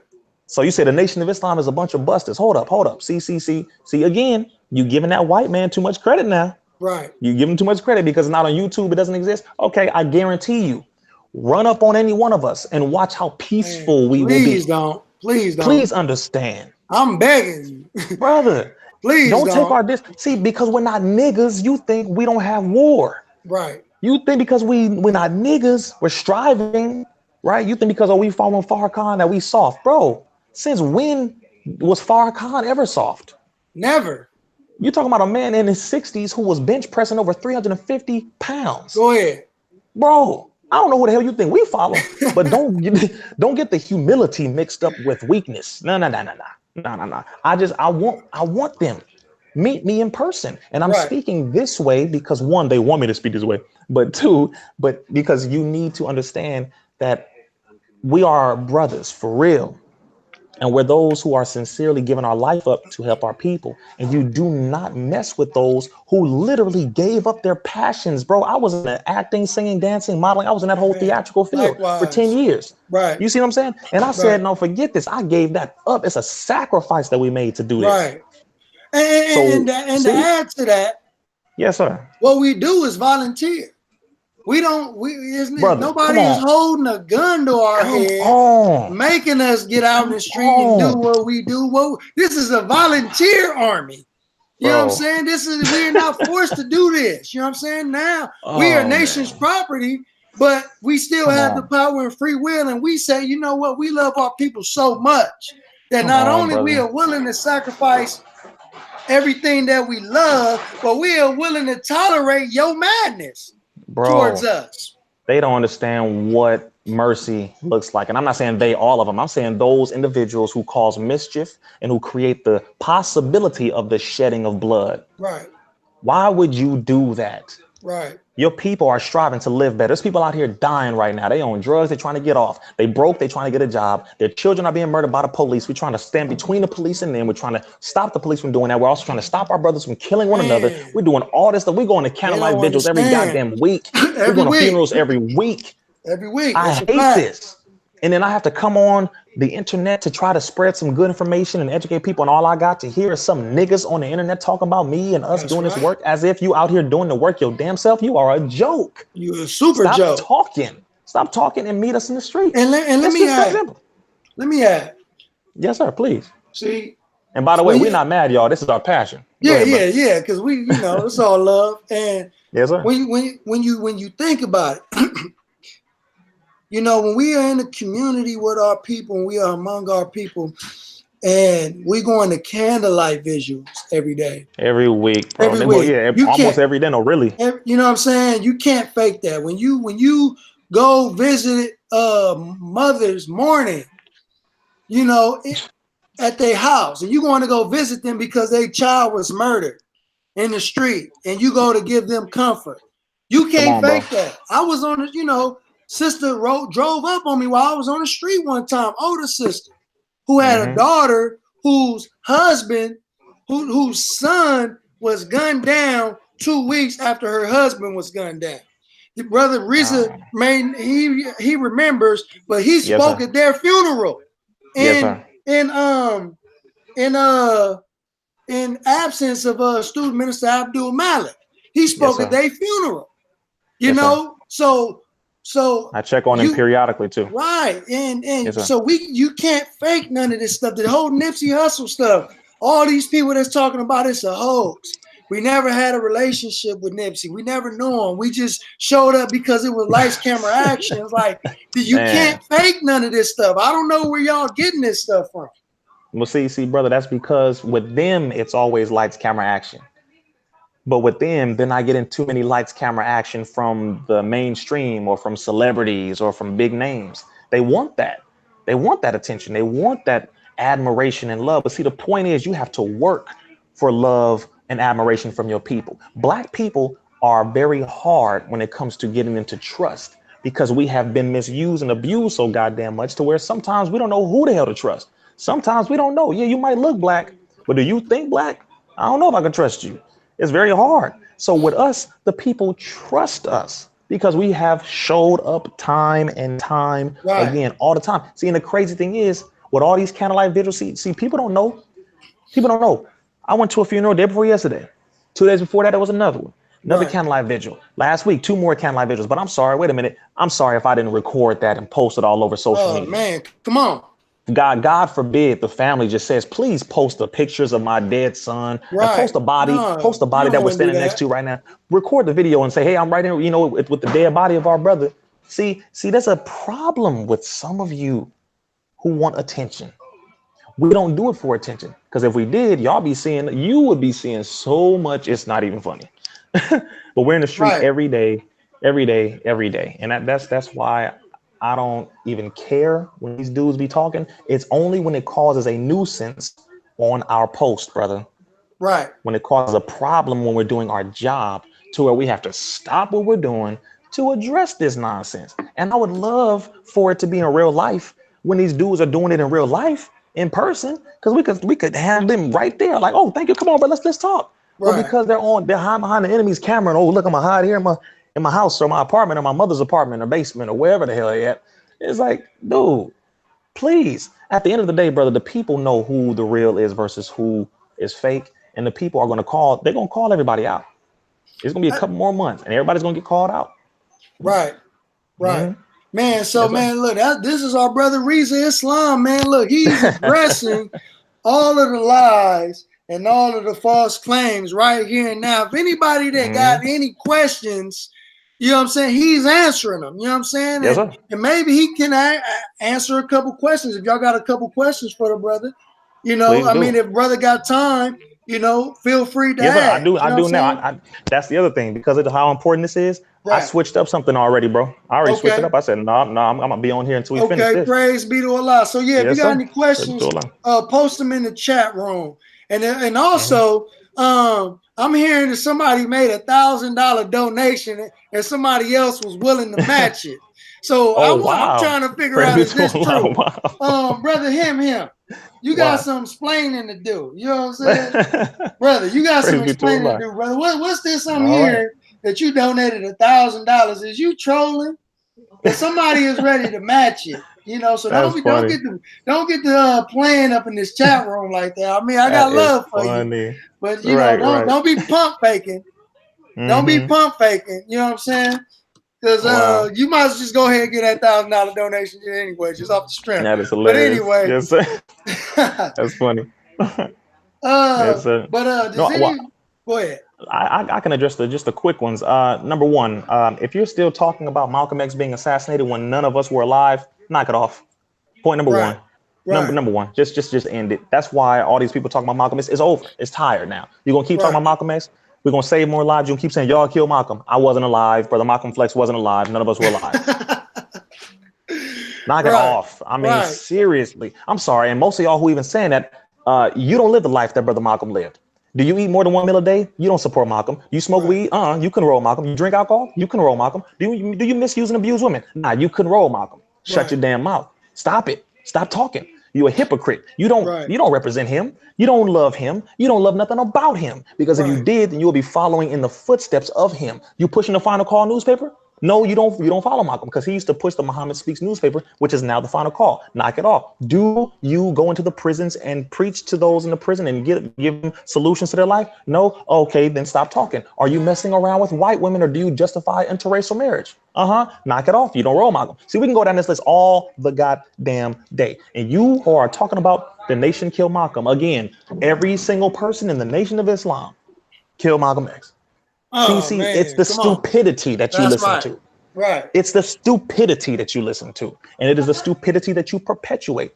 Women are living today. Men are living today. We need solutions today. What Right. happened back then is what happened back then. And I don't agree with none of our leaders being murdered or assassinated or taken out by nobody, whether Right. they are black killing black people or white killing black people. I'm not with none of it. Right. However, I'm not going to use that as a justification to sit down and not help my people. Right.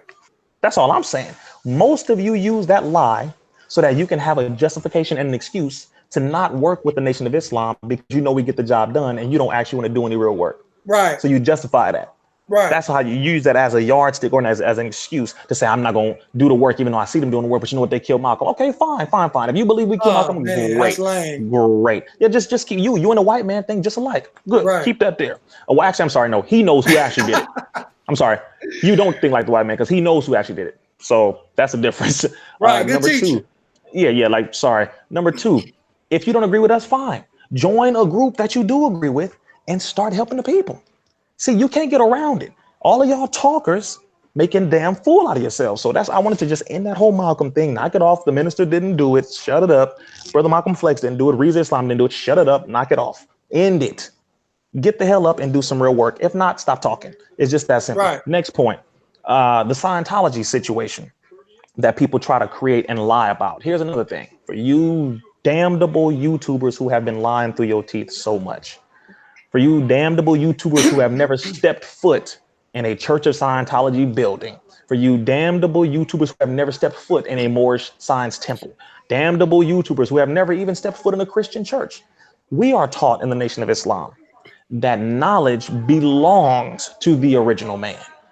I'm gonna make this Right. very clear because a Right. lot of y'all say y'all love Brother Malcolm Flex, y'all love Brother Rizza Islam, y'all love this person or that person or that person. But the one thing that stops you is when we take knowledge or we decide to go and grab knowledge wherever we can find it to see if there is truth in it. And if there is, we can use that. So you telling me because a white man, and this is where everybody's going to have to stop and use their own brain, because a white man created a religion.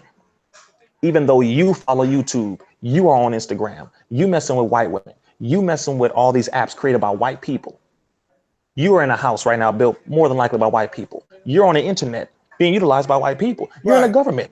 You're in a government ran by white people. You're in all this. But because we go into a building and get some information, which by the way, Rizza Islam has been studying the technology of Scientology for 20 years. Right.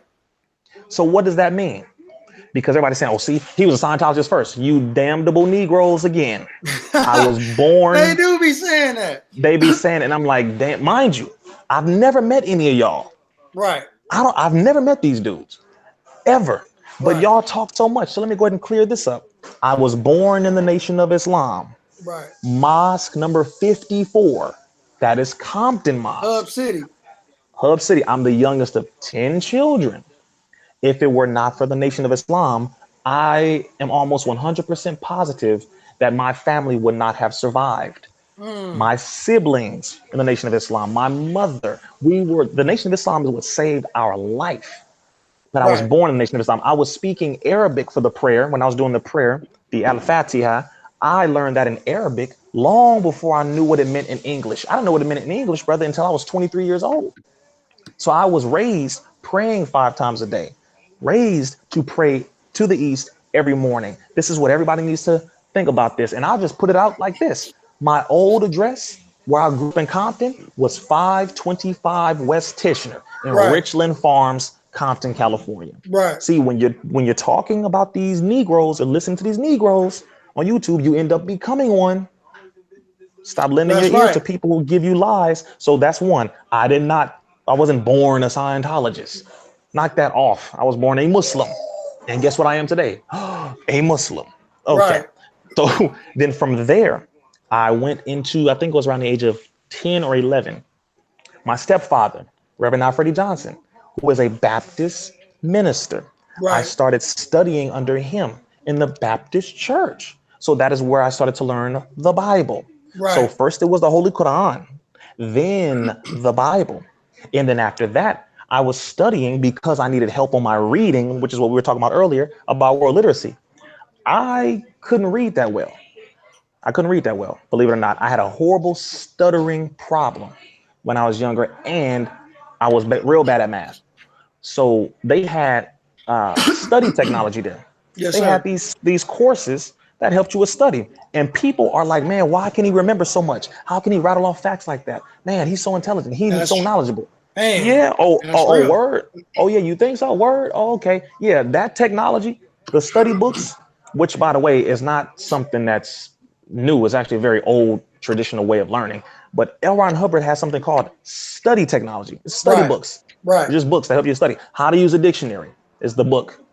How to use a dictionary. Not religious. Learning how to learn. It goes over the different barriers to study that you run into. The number one being the misunderstood word, because we end up having problems because we misunderstand basic words. Okay. Right.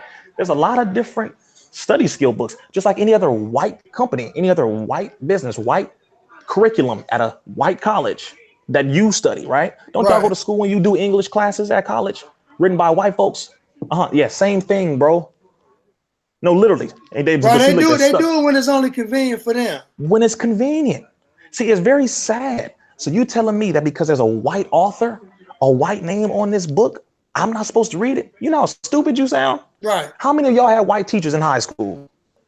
How many of you have white teachers in college? See, hold on. Oh, that was my bad. That was my assistant calling. How many of you? How many of you had? Matter of fact, I'm sorry. How many of you have a white teacher right now? Man, come on. Yes, sir. You see how Or we a trainer. how foolish, or you see how foolish we are. And Right. so because I'm learning some truth from a white man, if he's speaking the truth, okay, it's not a white man's truth. It's the truth. That's And I'm right. like, okay, thank you, Mr. White Man, for being honest. L. Ron Hubbard, people talk about Aleister Crowley and he was a Satanist. Madam Bro, Blavatsky and bro, Charles bro, Manson and have Jim you have you Jones. have you ever heard a person lie on you? You ever heard a person lie on you so much to where they believe their own lie? What did Right. Adolf Hitler say? Adolf Hitler said, tell a lie long enough and it becomes the truth. Right. That was how he was able to go and then kill these people in the internment camps or in the camps in Germany. He said, tell a lie long enough. And over again, if you do it long enough, it becomes the truth and people believe it. Right. Uh-huh. So white man killing children, blah, blah, blah, all these other lies. And my first question to you is, have you studied any of the damn work that you are criticizing? Right. Have you read any of the books that you are criticizing? And you know the answer has always been no, bro. Yes, they never read the material. But wait a minute. You are criticizing something that this brother has been studying for 2 decades. Right. And I haven't seen a goddamn thing of what it is that you are talking about. And yet people are loving this brother right here. And that is a part of what helped me to be the man I am, just like studying at Compton College. Taking those classes at Compton College helped me to become the man I am. All About Kids Performing Arts Conservatory is what helped me to become the man I am. The Nation of Islam and the teachings of the Most Honorable Elijah Muhammad is what helped me to become the man that I am. The Bible, learning under my father, Reverend Freddie Johnson, is what helped me to become the man that I am. These are pieces and components that help to form you into who you end up becoming. But Right. because it's a white person, you telling me that, oh, it's invalid. See, hold on. This is where we have to get out of this idol worship of people who talk. Right. It's just like, just knock it off, bro. I can study and get knowledge from wherever the hell I please, Right. especially if it's white folks who got it because they took it from us to begin with. Right.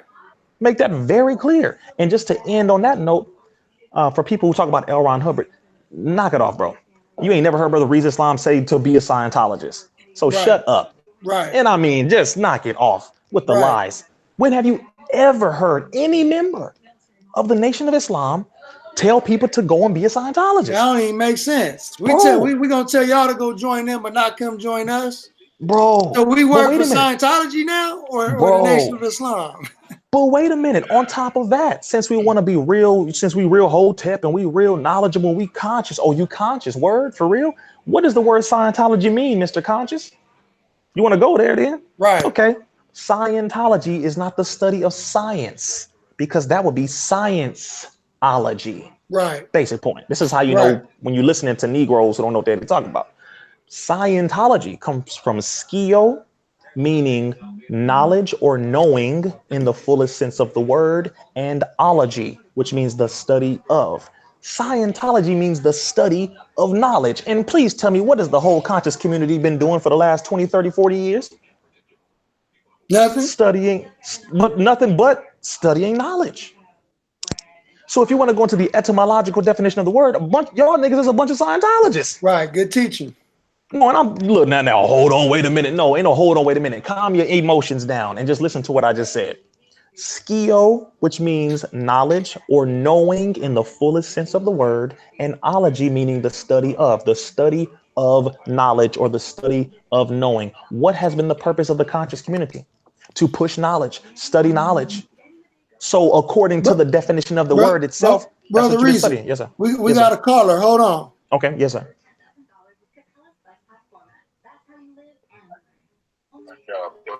To accept, press 1. To send Hold on. Okay, I don't know. Peace, family. To accept, press 1. To send hold on. Here we go. Press 2. Yes, sir. Peace, family. Can y'all hear me?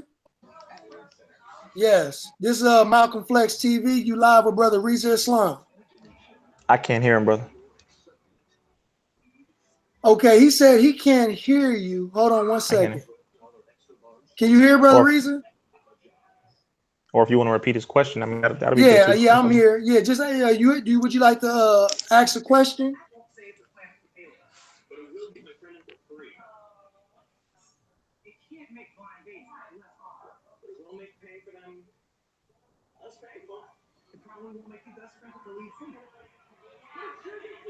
Okay, so you want me to ask brother about the will, and can they defy what modern airplanes can be?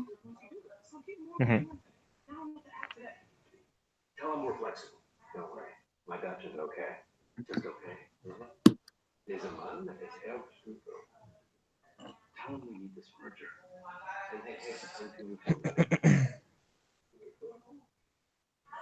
Okay. So you want to know if us men now have the possibility to be able to create a will?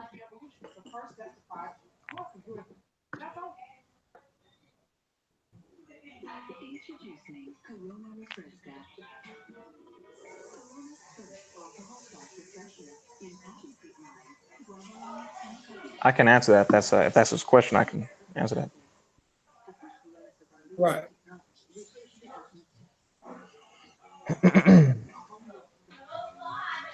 Oh. Appreciate that, K Solo. Appreciate that, family. Okay. I'm gonna ask the brother right now. So, what's your name again, brother? Etosha Hinton. I appreciate that. Okay, Book Small. Yeah, thank you. Yes, sir. Thank you, Brother Moses, for that super chat earlier as well. I asked the brother. Brother. Sorry. All right, peace.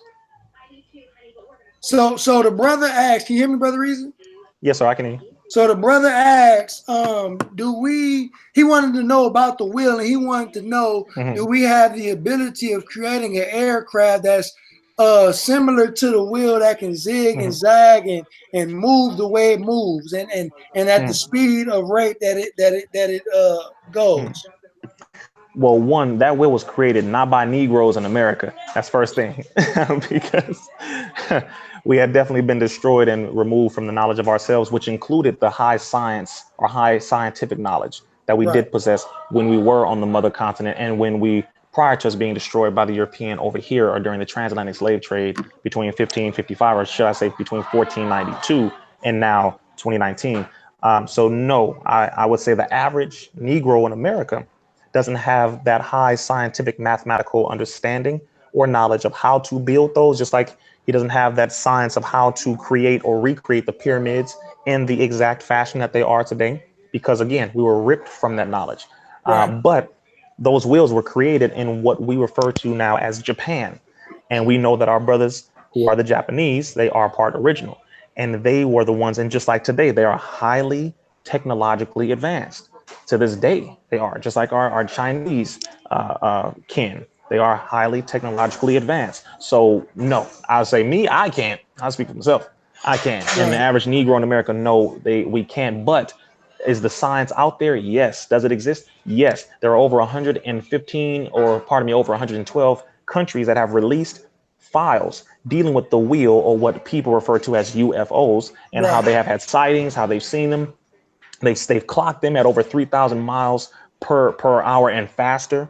All these things. It's not a secret. It's not some spooky thing. America has seen the wheels plenty of times. I've seen one my damn self. Right. I've seen one, and I don't smoke and I don't drink. Ain't nothing wrong with my head.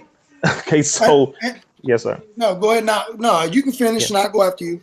Yes, sir. And so that basically, yes, it is possible. They've been in the sky since 1929. So teaches the Most Honorable Elijah Muhammad, and they were built, as I said again, on what we now refer to as Japan. So yes, the science is there. They do exist. Can they be recreated? Or yes, I mean they're already created. So yes, and they sit on the mother wheel, which is half a mile by half a mile.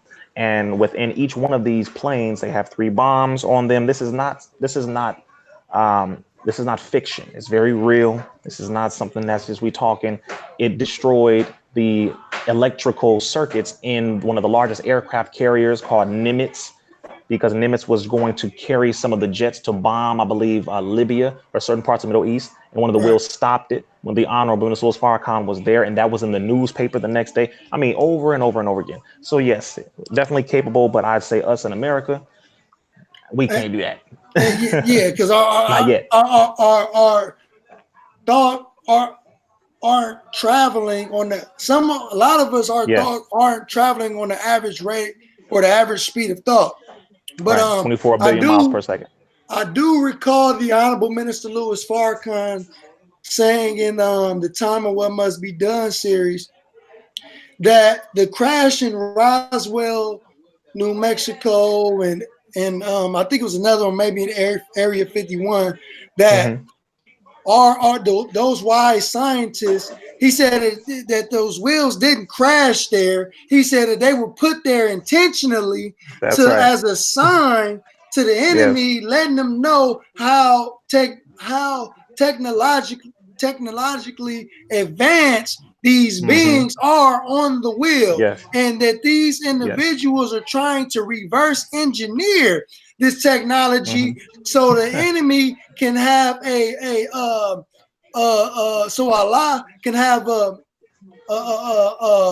how can I say it, a strong opponent. He don't want to go up against nobody weak. He want to go up against somebody strong. But I got another question for you right here, brother Rizza, from Maz 46 AV. Ask Rizza, how does he respond to charges of L. Ron Hubbard being a racist and hater of black folks? Show it. Prove it. Right. And again, I don't have to defend some white man. That's my point. Because right now, if you want to go there, it's like, okay, well, hold up. Y'all on Facebook, right? Y'all dealing with Facebook. Okay, how about you go ahead and bring up the fact that who was it? David Rockefeller, I believe, is who Mark Zuckerberg is related to.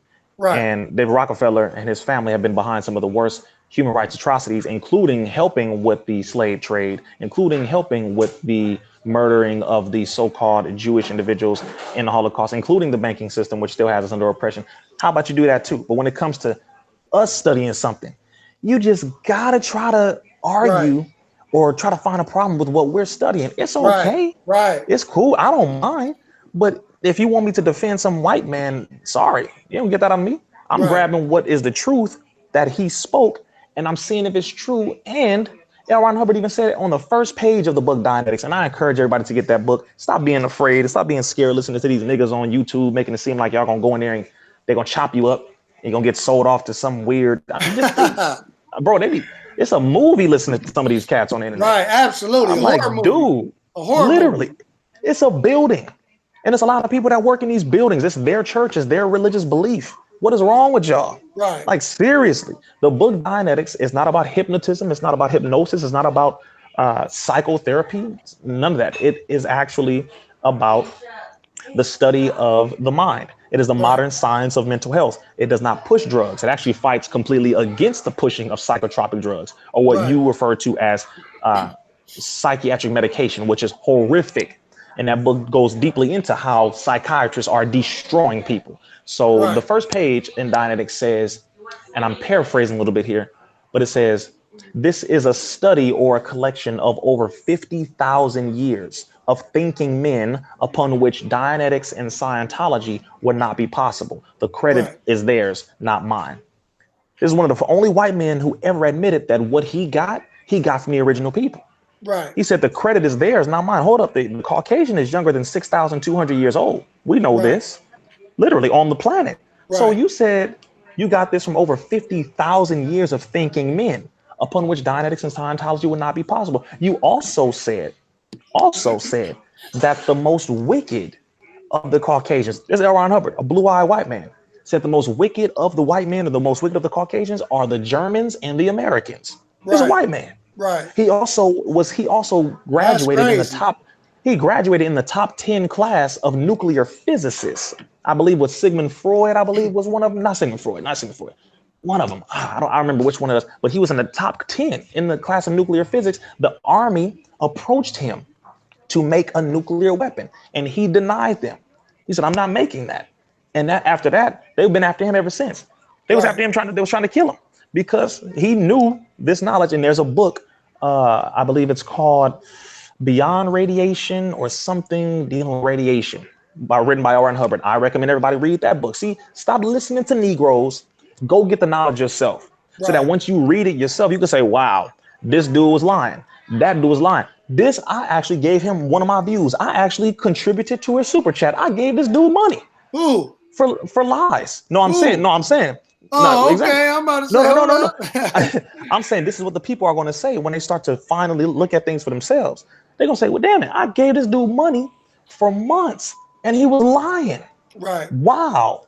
See, stop the nonsense. So, yeah, bro, if anybody says L. Ron Hubbard this, I don't care. Be honest. The same thing with the minister. I really don't give a damn. Right. Nothing you're saying is going to stop me from helping my people. What the hell are you talking about? Do you have any work to show that what you're doing is more effective and has helped more people in the community than the Nation of Islam? If you do, then I will leave the Honorable Minister Louis Farrakhan tonight, and I will follow what it is that you are teaching. Because if you have proven to do more work for more human beings on this planet than the Honorable Minister Louis Farrakhan, the Most Honorable Elijah Muhammad, and the Nation of Islam, you have my allegiance. Please show me where to sign up. Show me. They got mine too. Bro, see, because I mean, come on, brother. And that's where that talking stops. All these YouTube videos, and I heard his voice say this, and they smoke cigarettes, and bro, I'm a Muslim. That's crazy. What the hell's wrong with you? Yeah, he definitely, this brother said that in this video. He said he sound like you stopped and puffed, like you was smoking weed or cigarettes or something in the background. I said, man, this brother crazy. This dude crazy. Now let me ask you this, because Instagram has been a major contributor as far as how you market your brand and allowing the people to get to know you through Instagram. I believe you have over 100,000 followers or something like that. And on Instagram, over 274,000. Right. So I heard that on Twitter, somebody referred to you as a Instagram thought who wears a do-rag. What are your thoughts to that? I don't give a damn. Right. That's crazy, man. Why would I care, brother? Does an elephant entertain a flea? Right. I'm not saying your brother's that big. I'm just saying my character is bigger than that. Absolutely. My character is that big, brother. I'm not about to entertain people who don't do anything to contribute to the upliftment of our people. And not only that, but y'all niggas are not my God. Right. You're not my God. I don't worship you. I don't give a damn. I don't care 2 cents about what the hell comes from between your damn neck. If you're not doing something to help our people, then your words are worthless to begin with and to end with. And whether if you said another word or no words at all, it wouldn't make me know, never mind. Just don't try to stop me from doing this work of helping our people. If you try to do that, then we can go to another level of things. Right. But other than that, I don't care what the hell you say. Because clearly, this whole video, if you notice, I haven't mentioned one person's name. I mentioned a person's last name. Right. Absolutely. Why? Because to be honest with you, I don't feel that mentioning an unrighteous person, not to say that I'm the most righteous because I'm not, but clearly I'm striving more to be righteous and to be right. Then I'm practicing the best that I can. We still niggas to a degree. We breaking up out of this. Right. But I'm striving better than a lot of these cats talking about people. So your name, I don't feel is beneficial coming out of my mouth. I feel it's going to be more of a detriment because why would I defecate from my mouth? Good teaching. That's right. I'm being honest with you, brother. That's right. The Holy Quran says that, the Bible says that when it comes to speaking a good word or a kind word, the word doesn't have to be soft. But when it comes to even mentioning some of these cats, you're not worth it because what you gonna do? What you gonna do? All you're gonna do is take that little 10-second clip, 15-second clip, put your name in it, oh, he said my name, and then try to create this whole storyline behind it and lie and make up a whole bunch of stuff because I mentioned your name. Nigga, you're not relevant. And I'm glad when you go on these bigger platforms, yes, sir. You don't mention these people because that's what they want. You know what I'm saying? They want you to go on these platforms and mention their names so people and you don't give them that shine, man. That's what I love about you. You know what I mean? Because you go up there, you thinking 5 times before you speak. As the messenger taught us. As the messenger taught us, bro. And mind you, if you were that relevant, if you were that, you meaning any one of you on YouTube who are causing division, speaking negatively about the nation, Minister Farrakhan, Malcolm Flex, Brother Ben X, etc. If you're speaking negatively about anybody, Hebrew Israelites, more scientific, any group doing something good or any individual doing good for our people, if you were that relevant, if you were that effective, if you were that lit, hot, intellectual, and doing so much good work in the community, then those big platforms would be calling for you to be on there. Right. They'd be calling for you. Right. It's very simple. Since when do these platforms call for somebody to talk about vaccines? Knowing that knowing that some of their sponsors are pharmaceutical companies. Let's be real. Right. Since when? See, so it's not like, oh, Rizza got the plug. It ain't that I got the plug. It's that I do the work. This brother Malcolm Flex does the work. And you connected to the source. Brother, that's the name I was mentioning. And the Honorable Minister Louis Farrakhan has done the work. He has outworked everybody that you can name. No shade on nobody who has done work. Right. But let's be real. In the last 63 years, you can't name one black leader who has done more work. You can't. Whether if you know about all of his work or not, you can't. And I'm not saying that, bro, if I never followed Minister Farrakhan, I'd still give up that credit. Like, okay, bro, he did. He has been doing that. So because of that, that name carries the weight and opens the door. Why? Because the work from him and all of his students has proven that they are worthy to be on these platforms. And these platforms are honored, is what they say, to have the representatives of Minister Farrakhan on their platform. Because why? Because he's been doing the work. That's what they all tell me. From Nick Cannon to Sway. Sway said whenever he goes to events and whenever he travels out of town, that the FOI secure him. The FOI help him. Right. So let me before I ask somebody ask you a question, but before I get to that, somebody made an ignorant statement and said Malcolm X built way more than Farrakhan. First, let me respond to that. Lord have mercy. See, when Malcolm X joined the Nation of Islam, there was already a Nation of Islam. Okay. Yes, sir. All the brother did was help build some temples. Okay, but the Honorable Elijah Muhammad was the one who ran the businesses of the Nation of Islam. He let Malcolm deal with the spiritual, and the Honorable Elijah Muhammad took care of the business, creating a $80 million empire through the businesses. And he gave Malcolm X $1,000 salary, a weekly salary of $1,000. Okay, on a weekly basis. At that time. In the 50s and the 60s. Okay, but the Honorable Minister Louis Farrakhan rebuilt a nation from nothing.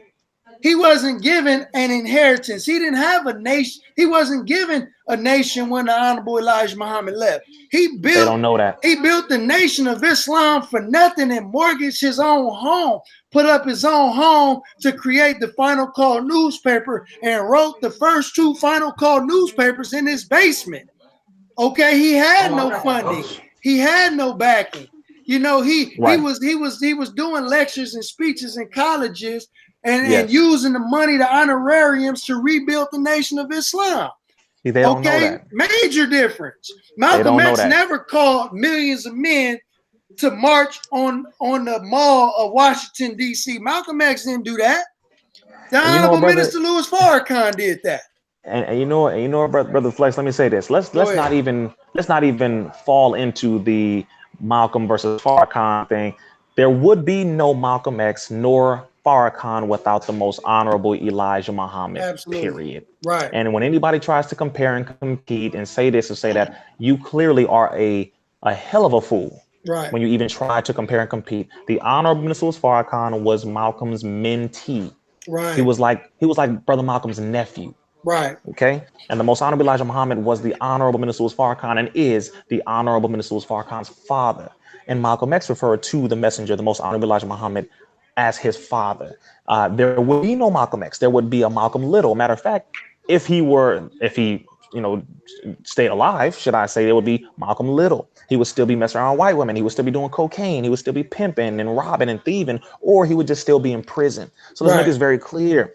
Make it very clear. There was no Malcolm X until the most honorable Elijah Muhammad. Again, I don't care what you think. This man right here. That man right there, who we all say is a pedophile, and you sound stupid. You sound so foolish and so stupid. And not only that, but I'm just to be very clear, it's 2019. What the hell are you doing to help the people? Right. What are you doing? What are you individuals? What are y'all doing? See, forget that. Just forget it. Fine. You don't agree with Elijah Muhammad. You don't agree with Noble Drew Ali. You don't agree with Marcus Garvey. You don't agree with Farrakhan, Jesse Jackson, Al Sharpton. Fine. Who the hell do you agree with? Good. Find that person. Use what they knew. John Henry Clark, whoever. And build something. If you're not building nothing, shut up. And I'm saying that lovingly. Shut the hell up. Because our people don't have time no more. Our people don't have any more time, bro. They don't have any more time to just listen to people talking. So Malcolm X did build a lot on what he was already given.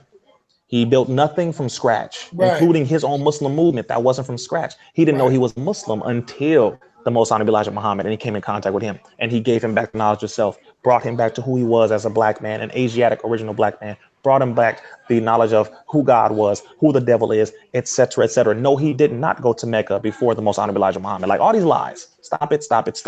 All right. And yeah, bro. So we can go on the next topic, but I don't care when people talk about Malcolm. I really don't care. It's like, are you living like Malcolm? That's what they ain't doing. Now let me ask you. Somebody asked, I believe it was I'm not sure how to pronounce that. And we do love Malcolm X for all the good work that he did. I just got to say that. Absolutely. Absolutely. We love that, brother. Of course. They asked, what do you think about private prisons? It's a business. It's a business. 100% business.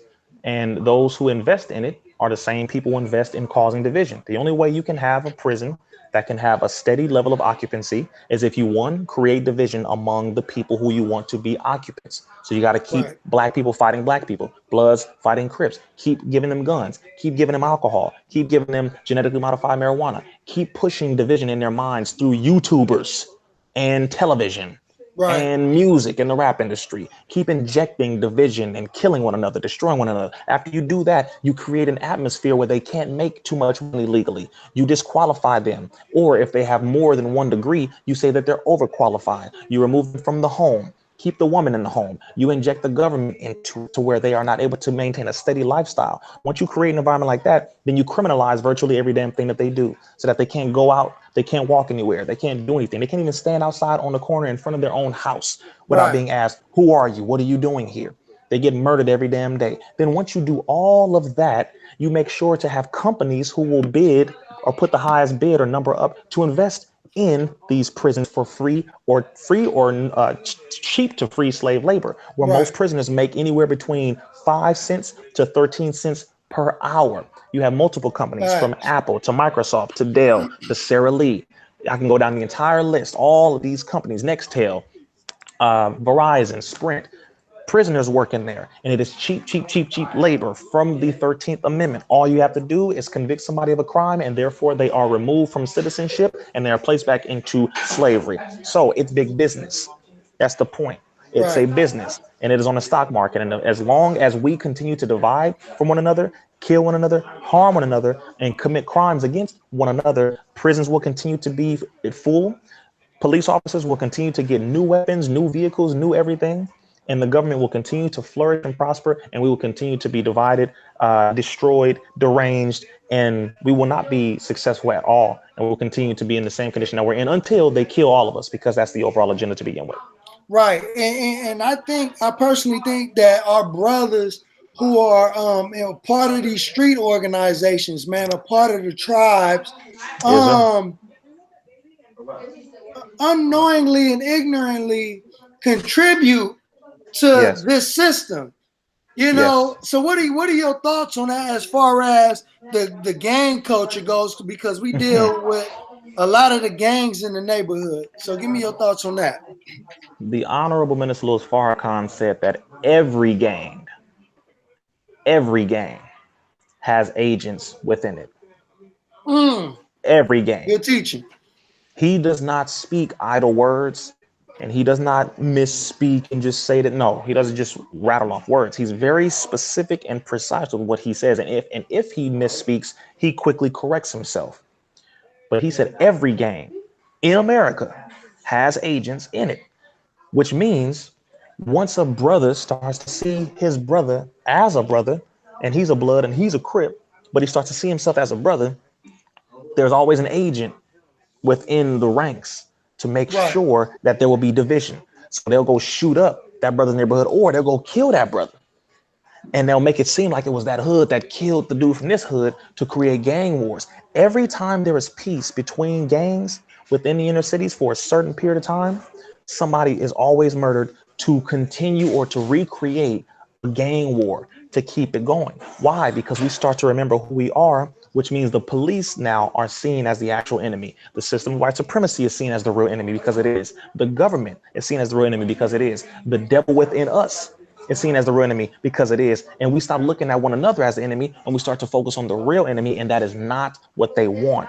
So that Right. is why they continue to cause the division among us, and then we easily fall into it. That's the point. So we perpetuate it due to our ignorance and our lack of love for ourselves and our lack for looking at God and focusing on who God is and who God created, which is us. And then we Right. give the government a pass. And then, of course, on top of that, we smoking, drinking, doing drugs. So we're already out of our right mind anyway. So give us an understanding as far as because you have been like dealing with the CDC and Mm-hmm. Robert Kennedy. So give us your understanding of why the Mm-hmm. psychotropic drugs. Okay, Oh, not yes. only just the pill aspect of it, but the marijuana aspect of it. And Yes, how sir. it's plaguing our community and the effects that we are suffering from it. I'll tell you this, brother. Number one, if anybody okay, Los Angeles is the largest psychiatric county. There are more people on psychotropic drugs, or what people refer to as psychiatric medication. There are more people in LA County on these drugs than in anywhere else in the country. Let's make this very clear. The largest Right. psychiatric facility in America is the Twin Towers, the prison in downtown Los Angeles, where they Right. have men who are in the prison lined up taking these pills every day, sometimes multiple times a day. These are the same pills that cause homicide, suicide, stroke, instant death. These are the side effects on the bottle. Right. These are the same things. Once again, they cause suicide, homicide. An estimated 50% of all mass shootings were conducted by people on one or more psychotropic drugs. Oh wow. Okay. You can go all the way back to Columbine, April 20th, 1999, I believe. Eric Harris and Dylan Klebold, who killed 13 people. Eric Harris was on Luvox. You can go to the Batman shooter. Oh man, they got the actual Back drugs then. that these people was on. Bro, yes, sir. Oh man, Yes, I didn't know sir. that. Oh, bro, it's not a joke. All of them, brother. The Batman shooting, he was under the tutelage or being managed by a psychiatrist for over 15 years. The white dude with the orange hair, yeah, he was Yes, he was sir. on a number Oh of them. yeah, you talking And about Adam something. I know you talking about the crazy the looking one who white dressed boy. up, yeah, they ran into the movie theater and shot like 40 Right, people. He was right, on once. Dylan Storm Roof. right, Dylan Storm Roof was on, I believe, 2 psychotropic drugs. right. And mind you, these are white folks, so we know their nature is evil, period. We know that. Okay, that's why they kill multiple people. They just go out mass shooting. They're easily inclined to doing something like that. However, it doesn't take away from the fact that these are the same drugs that also cause this. Okay, I just want to make that very clear. But not only the drugs, but the marijuana that these brothers are smoking, including the one who was live right now to talk about us. Right. Uh, Go It ahead, just baffles me, bro. brother. It baffles me. Hey, nigga, you talking Right. about a soldier and you smoking weed and you talking about a soldier. Boy, if you don't knock it off, the enemy been got you. You sitting there puffing and you Man, talking about go ahead. soldiers. Knock it, boy, knock That's it off. right. So these chemicals that they have in this mutated, GMO'd up, spliced medical marijuana, Right. the chemicals that they have in this medical marijuana, and they have multiple, most, if not all, of these chemicals are the same exact chemicals that are in pill form in the Right. psychotropic medication.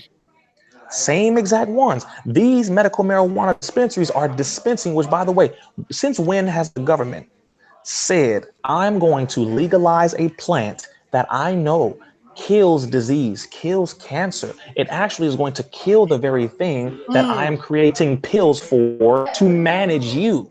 Right. So I'm going to take money out of my own pocket. Right.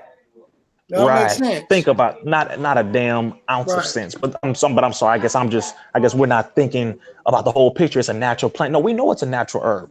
We know this, but it has not been natural in over 30, 40, 50 years in this country, because once they found the medicinal properties, the United States government went around the entire country and started snatching up all of the all the marijuana that they could find that was being used for medicinal purposes. They Right. snatched it all up because they said, hell no, we are going to be pushing pills to manage Right. sickness. Right. And this cures sickness. Right. So if we let this stay out here, people won't get sick. Therefore, we won't make enough money to manage their sickness through pills. Right. That's the point. So the chemicals that they're using in the medical marijuana, which, by the way, the medical marijuana industry is making far more money than the tobacco industry ever would. It's Wow. it's Whoa. making so much money, brother. It's making so much money that it's insane.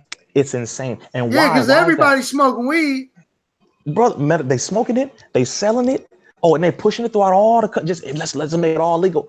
Why is the government legalizing a plant that is known to have medicinal properties that cures the cancer that they make trillions of dollars Oh on yeah, managing? that's counterproductive. Please explain this to me. I did Right. my whole marijuana video that went viral on YouTube. It's like, I think I had 100 and some thousand, views, because people couldn't believe it. But it's like, listen, you smoking this stuff, Mr. Gillz and everybody else. You're smoking this stuff. You're mixing it with genetically modified coffee too. Boom. Boom. The coffee beans that you He smoking. need to get that Jenna, that Ethiopian coffee from the nation. Exactly. Oh yeah, the nation does. We get our coffee from out of the country because we smoke. We drink coffee. Pardon me. My bad. We don't smoke. Should I say? They gonna Or take should I that say- clip. Exactly. We smoked before we found out who we were. That was Brother Rizza's mistake. We don't smoke. My bad.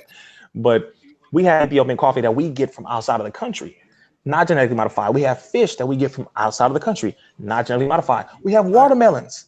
We have watermelons that come from Muhammad's farms with seeds in them, not genetically modified. So psychiatrists in that industry, brother, have not only manipulated when it comes to the pills, the food, the medical agenda, but they also, and this might trip you out, when it comes to agents being in these gangs and in these hoods, the American Psychiatric Association, or psychiatrists, are the #1 group of staff in the CIA, the #1 group that utilizes mind control. They have more psychiatrists than anything else, psychiatrists and psychologists.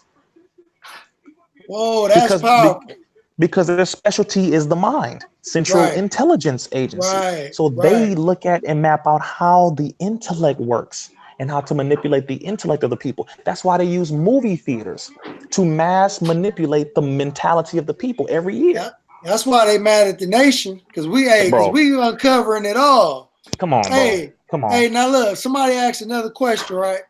They asked, how do we balance the undocumented immigrants being pitted against our black neighborhoods since we are all family? From Super Mike 2164.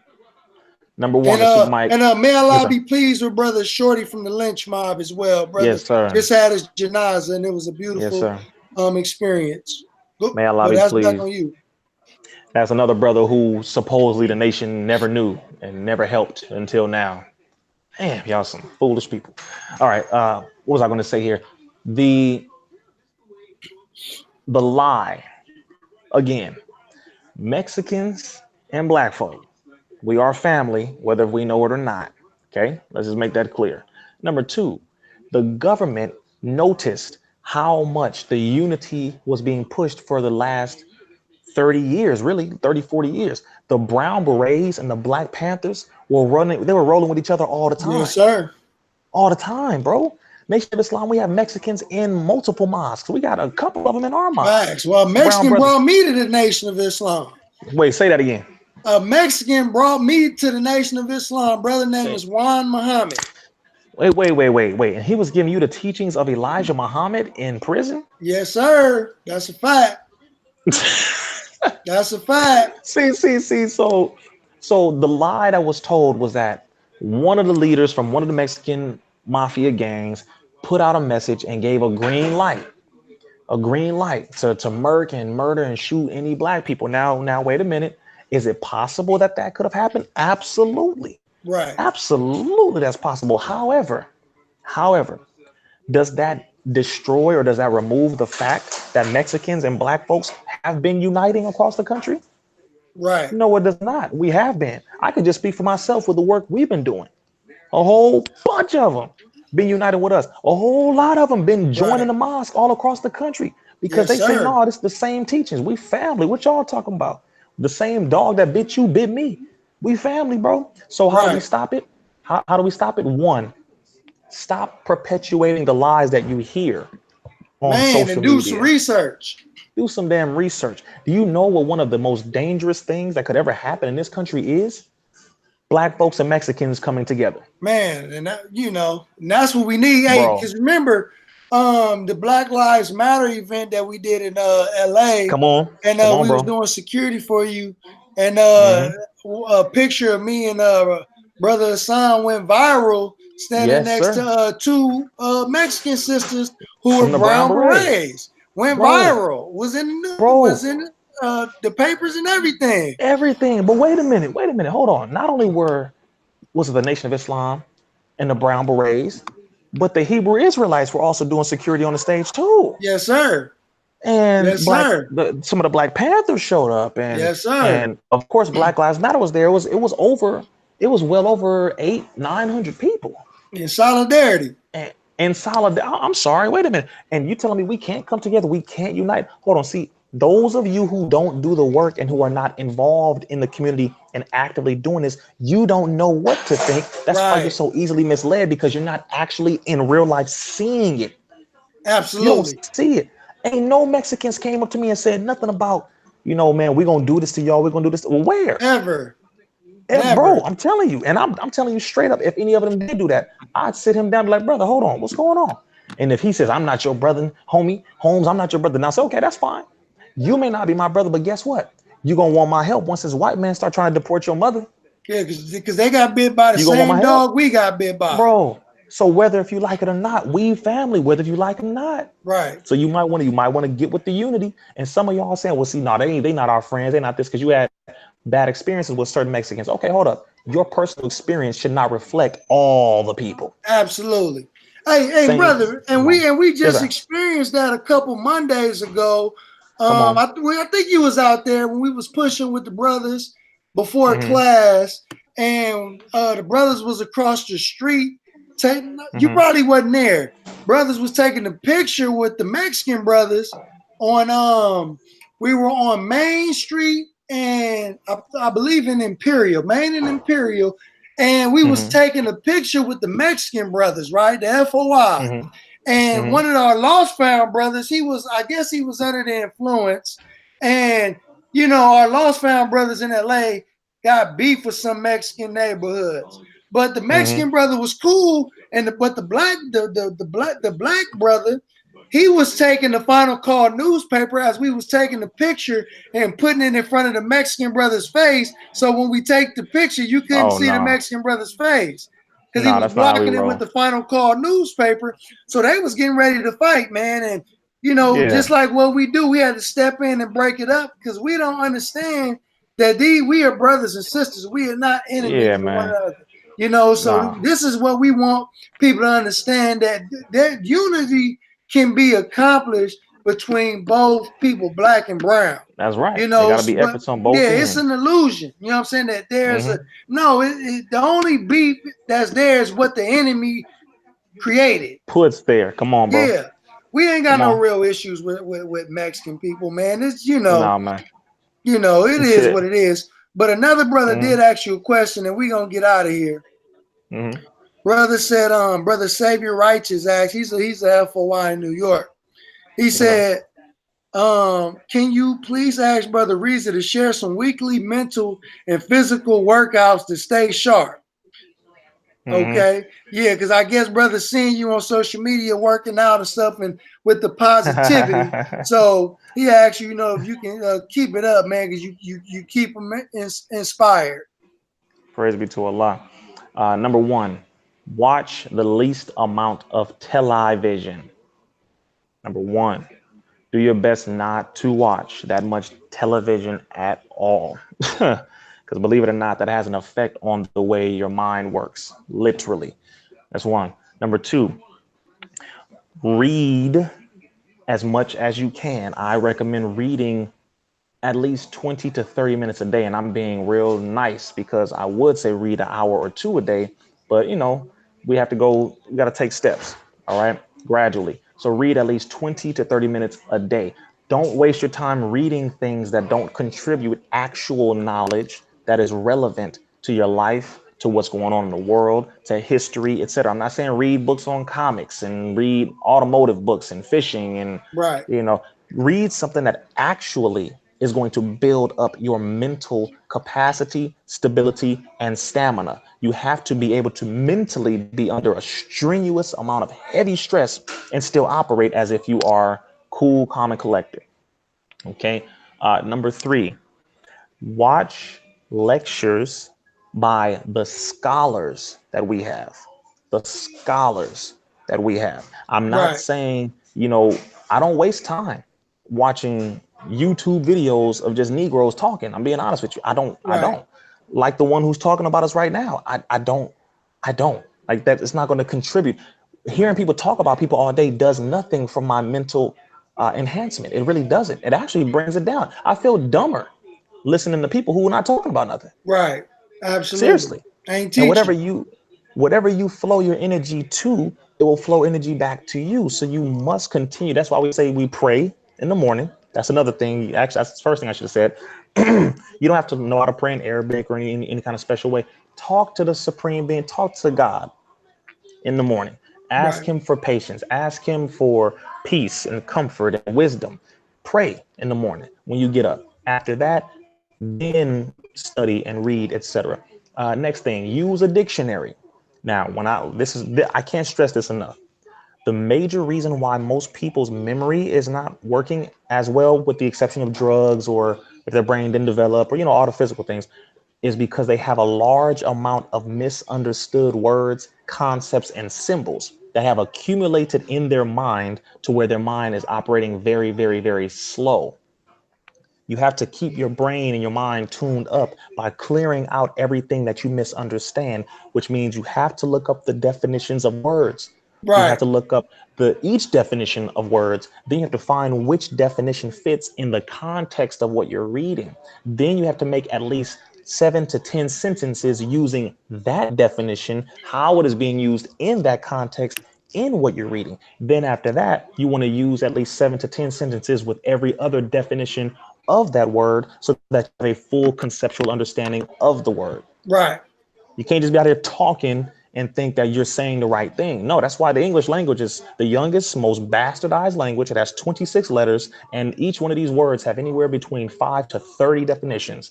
Right. The word And that's why has it's over important to 45 clear definitions. words. Yes, you have to. And I'm only saying that it will improve your memory. It will improve the clarity of the speed of your mentality. You'll be able to not only rattle off information, but you'll be able to remember better, connect dots, all these different things. Another thing, and these are all different tips.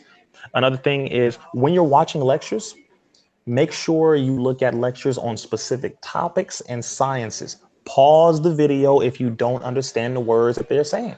Pause the Right. video, look it up in a dictionary, make a couple sentences with it until you get it. Okay, cool. Or if they mention a location, if they mention a place on the planet, pause the video, get out your map on your phone and type it in to see what it looks like. The more proof or mental proof you can get, the more clear the concept will be, the easier you remember, the more easier you'll be able to rattle off information, teach people, etc. We remember about 60 to 70% of what it is that we teach others. Right. So that's why you can tell Brother Rizza, I've been doing this for so long to where it's second nature. Like I'm able to just right. Another tip, because I want y'all to get all of this, man, as much as you can.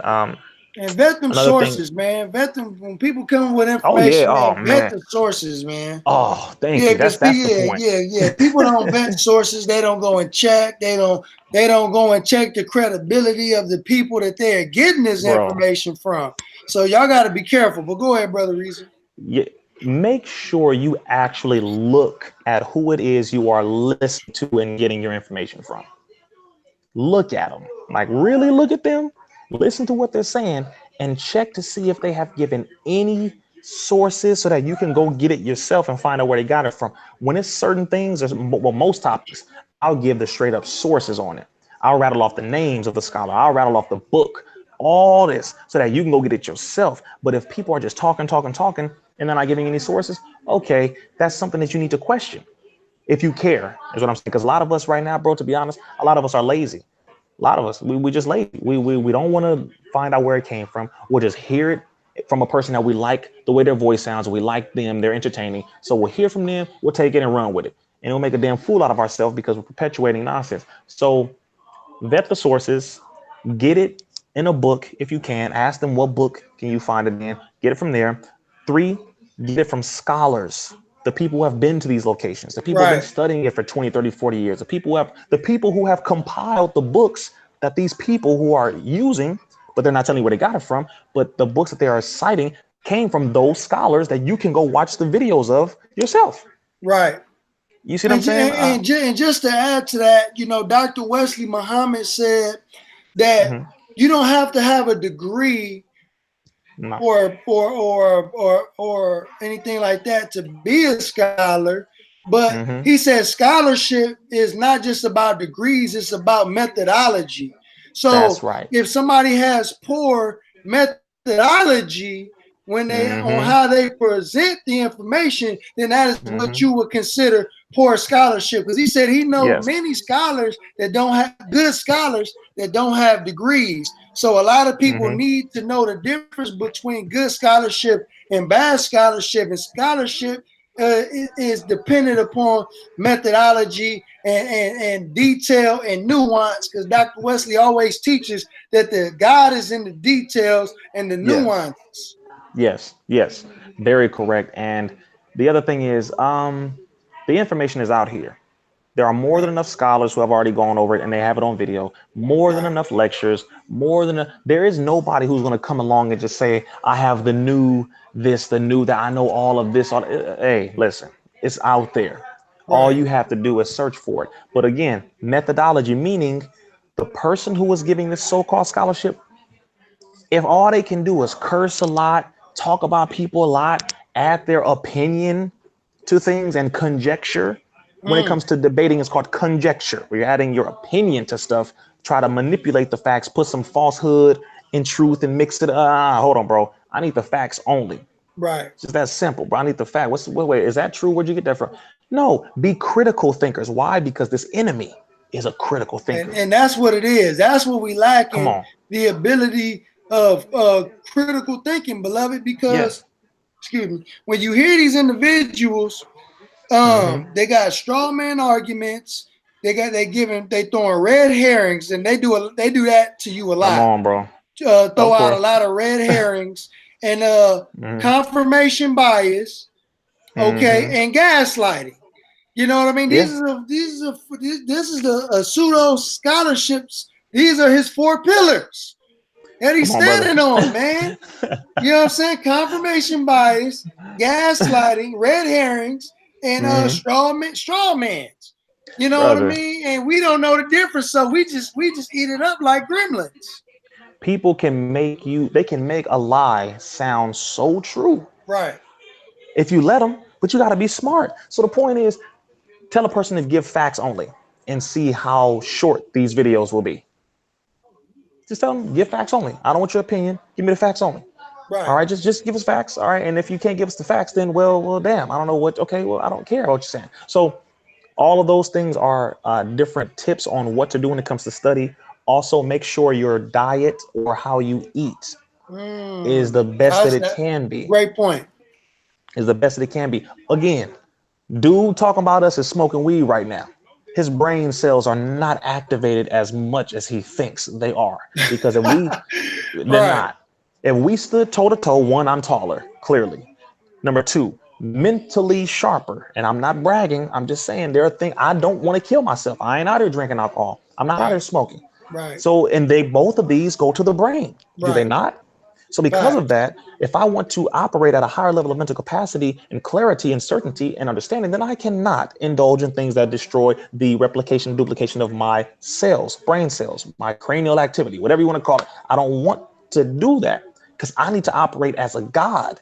That's We're striving to be little young gods in the devil's, Satan's world right now. You understand? So what you eat makes a difference. Lots of fruits, lots of vegetables, not genetically modified, so non-GMO organic vegetables. You want to eat as much of that as possible. You want to exercise as much as possible, at least 3 to 4 times a week. You want to get cardio in every day if you can, 20 to 30 minutes. Stretch every day. It's a whole lot of stuff. Let me add this because y'all don't know. Like when we be out and we go get something to eat, get some food. And I'll be sitting there, I'll be watching this, I'll be listening to this brother order from the menu. And he be like, man, let me get this fruit on the side. You know, I'm gonna get the side of this little oatmeal right here. And And I'll be like, man, look, let me get what he getting. You know what I'm saying? Like, whatever he's saying, that's what I want. You know, I knew he was going there, bro. That's funny. You already know, brother. That's hilarious. The hot water. You know, this brother, he gets it in. But we've had a great live stream, man, and I thank all my viewers, man, for tapping in, asking questions. Brothers looking out in the super chat, showing that support. And just I wanted to bring Brother Rizza on for this live broadcast, you know, so we let you all know that this is officially the real Rizza Islam, not no impersonator, you know, jumping on the live stream. Man, I had to show you him in the physical form. We got people calling in, acting like they Brother Rizza. You know what I'm saying? Y'all had to see him for yourself and let him talk to you and break down all this information. You know what I mean? Not nobody, not no red herrings, not no spooks, not no mystery Rizza. Islam's the real flesh and blood Brother Rizza. So Brother Rizza, do you want to let the people know of any upcoming events that you may have planned and where they can find you via social media? Yes, sir. Yes. So brother, I appreciate the live. I appreciate the opportunity, you know, and the platform, brother, to come on here and set the record straight, man. It's sad that we got to come together and do this. It would be better for us to be coming on to go live with our brothers to talk about unity and how we can build. We can do that too. Well, yeah, see, because we do that, but it's like we would love for us to collaborate with other brothers across the country. Absolutely. And talk about that rather than having to come on in and waste time with this nonsense. But Allah's the best of planners and the best of knowers, so all is okay. But this next week, as a matter of fact, on the 12th of July, I will be in Hempstead, New York. For the Wake Up Call. It's going to be a unity event myself, Brother Ben X, some of our brothers and sisters from the Moorish Science Temple, some of our brothers and sisters Praise from the be to Allah. New Black Panther Party. We're all going to be there. Hempstead, New York. It's called the Wake Up Call. I'm going to post a flyer on YouTube after this. I'm also going to post a flyer on my Instagram. Then I'll be back in LA for a week. Then I'll be back out in Philadelphia at the end of this month. I believe it's the 27th for the Bully Conference, which is the business Bully Conference. I will be one of the main speakers with my brother David Banner. Oh, We'll that's be dope. there. Oh yeah, it's going to be powerful, but a lot of beautiful people coming together. It's a major conference every year to come together to brainstorm and have a major think tank with all of those who either already have Black-owned businesses, but also those who want to create and establish their Black-owned businesses and to make them expand and become larger. It's a big event. So I think it's 2 days long. So that's going to be in Philadelphia. My first time going down to Philly. So that's going to be dope. And then the 31st of this month, the end of this month, Hidden Colors 5 releases Oh yeah, in that's gonna be theaters. dope. In theaters, brother. The premiere is going to be in LA, Los Angeles. The movie theater is going to be in Beverly Hills. And you got to get your tickets, man. Y'all Oh got to go to yes, Hidden. sir. Yeah, I think it's hiddencolorsfilms.com or hiddencolorsfilm.org or whatever. So they're Go not gonna there. have like a official premiere, like That is. no, I mean like as far as what they call them, like when a new movie is coming out, everybody Mm-hmm. that was in the movie gonna be at a Oh yeah, certain for the Q&A. theaters, right? Mm-hmm. Will Yeah, they yeah, have yeah. No, something like that? that's the one on the 31st in LA. Okay, okay. That's the Oh that's the yeah, I official. gotta be there. You got to be there, bro. It's the 31st. You got to be there, so the 31st is the official premiere in LA. After that, on August 1st, 2nd, and 3rd, it will be in theaters all across the country. It's going to be showing in Miami. It's going to be showing in New York. It's going to be showing in Philadelphia. Texas, brother. It's I just thank Allah, bro. It Right. blows my mind, man. But again, Nation of Islam, because of the work that's being done, they said we want to feature the nation, and you guys been doing so much work. We want to put you guys out there. So praise be to Allah. So that's happening as well, brother. We on the map in a major way, brother. Doing the work. Praise be to Allah. And brother Rizza, Praise be to Allah. I got a cash trivia giveaway that's coming Mm-hmm. up. Inshallah, I'm gonna do it July 28th, and I'm gonna have a mystery guest on the Mm-hmm. show. And this guest has never been on Malcolm Flex TV before, but somebody who is well known in the community. But one of the next ones after this one, I gotta get you on one of these Mm-hmm. cash trivia giveaways as a co-host. Would you be willing to do something Yes, like sir. that with your brother? Absolutely, man. You already know, brother. Come on. Okay. You already, you Okay. already know. Praise be to Allah. Yes, sir. Yes, sir. Make it Well, happen. man, again, family, that was your brother Rizza Islam, man. Give that brother a hand, show that brother some love. Praise Follow be the to brother Allah. on YouTube, Instagram, Twitter, Facebook. This is a very Yes, good sir. brother, man. This is a very sincere, humble brother, man. And Praise be we to love Allah. our brother, man. So, man, I just want to say hands off, brother Rizza Islam, man, and show that brother some love. You know what I'm Praise be to saying? And Allah, give bro. that brother a Oh, thumbs up in the chat. Go ahead. yes, sir. Oh, and my first book, I forgot to mention Oh, this, yeah, but my yeah, first yes, book, sir. yes, sir, it's called Message to Millennials, Message to the Millennial. And that's, Okay.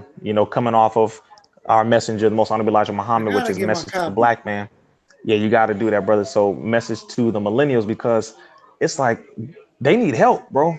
Yes, Our sir. generation, we need Absolutely. They help. lost. Seriously, navigating through all this. And so in this book, brother, is going to be as many cheat codes, I would say, Go to ahead. kind of, warn them and show them the traps that are laid out for them that they may escape. Everything from those in college to those in the hood to whether you're in another country. I'm going to go over everything, brother. The first chapter, I will be covering social media and the government's role in the creation and the Right. manufacturing and the usage of social media, how it should be used the proper way and how they use it to do everything to us. That's the first chapter, but I'm going to go over so much, brother. So it's called Message to the Millennial. You can go to my Instagram, click the link in my bio there, and then click order Rizza Islam's first book, and make sure this is a pre-order. Family, make sure you pre-order your copy. Yes, sir. Now, this is the last question, though. This is Okay, from a yes, sir. sister. This is one of our Mhm, MGT sisters. And she mhm. asks, ask Brother Rizza, what are the books that helped him with his speech and learning? Interesting. There are multiple, but I will say Message to the Black Man is one, because it covered a multitude of things all in one book. It covered the basic religious belief that we have as Black folk in America, because it goes over Christianity as well as Islam, as well as touches on Judaism, and then it touches on high science and mathematical science and history and some laws and some government. You know, it actually is a nice overall mental meal. So Message Right. to the Black Man is one. Another book, of course, The Fall of America. Pretty much anything about Most High Elijah Muhammad. That's the first thing. That's the first thing. Number two, Brother Dr. Wesley Muhammad, aka True Islam. Go ahead. All of his, if you want to damn there become a scholar yourself. Right. Come on, God. This straight up, this man here, and we thank Allah for this brother, man. He has been a scholar for nearly 27 years, undefeated. And he Facts. has literally given the cheat codes to not only religion, but to different scientific agendas by the government, different Right. laws, different things that affect the History. people. History, brother, he has laid it out. So a book titled The Book of God, The Book of One of my God, favorite books. bro, where he goes over proving through multiple scriptures from different religious texts that the Black man is God, the Right. originator. Right. So it's called The Book of God by True Islam. Another book I recommend is Understanding the Assault on the Black Man, Black Manhood, and Black Masculinity. Another book that I suggest is, I believe, The Destruction of Black Civilization by Chancellor Williams. And also, when you're reading these books, there are lectures that go along with some of these books. Right. So if there are lectures, when you get the book, make sure you type in YouTube the exact title from that person who wrote the book, and usually their lecture will pop up. Another book, They Came Before Columbus by Right. Ivan Van Sertima.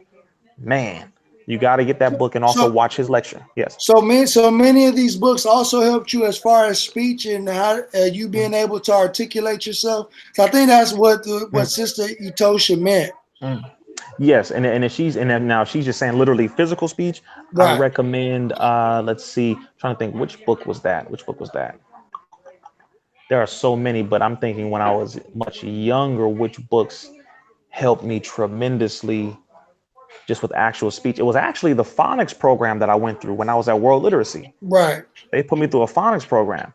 And sad to say, brother, those books, they're no longer producing those books, those phonics books. But I was on a phonics program. That's Hey, what helped me. you just Yes, sir. reminded me of something. Yes, sir. Now you probably don't remember this, but you probably do. One Hmm. of do you remember the first time you went live on Facebook? Oh man, dang. We Uh was together and you was getting ready to mail out one of your phonics oh, that's right. programs. Yeah. And I was Yes, sir. recording you live for the first time when Yes, showing sir. the people what you was doing. Yes, sir. I You remember remember that? that. Dang, that went viral too. That went all over the place. They was like, "Whoa, you got a finance program?" That is the first time I went live. That's crazy. You was selling phonics Wow. packs. Yes, sir. Yes, Because sir. And I, to yeah. families that wanted to homeschool their children.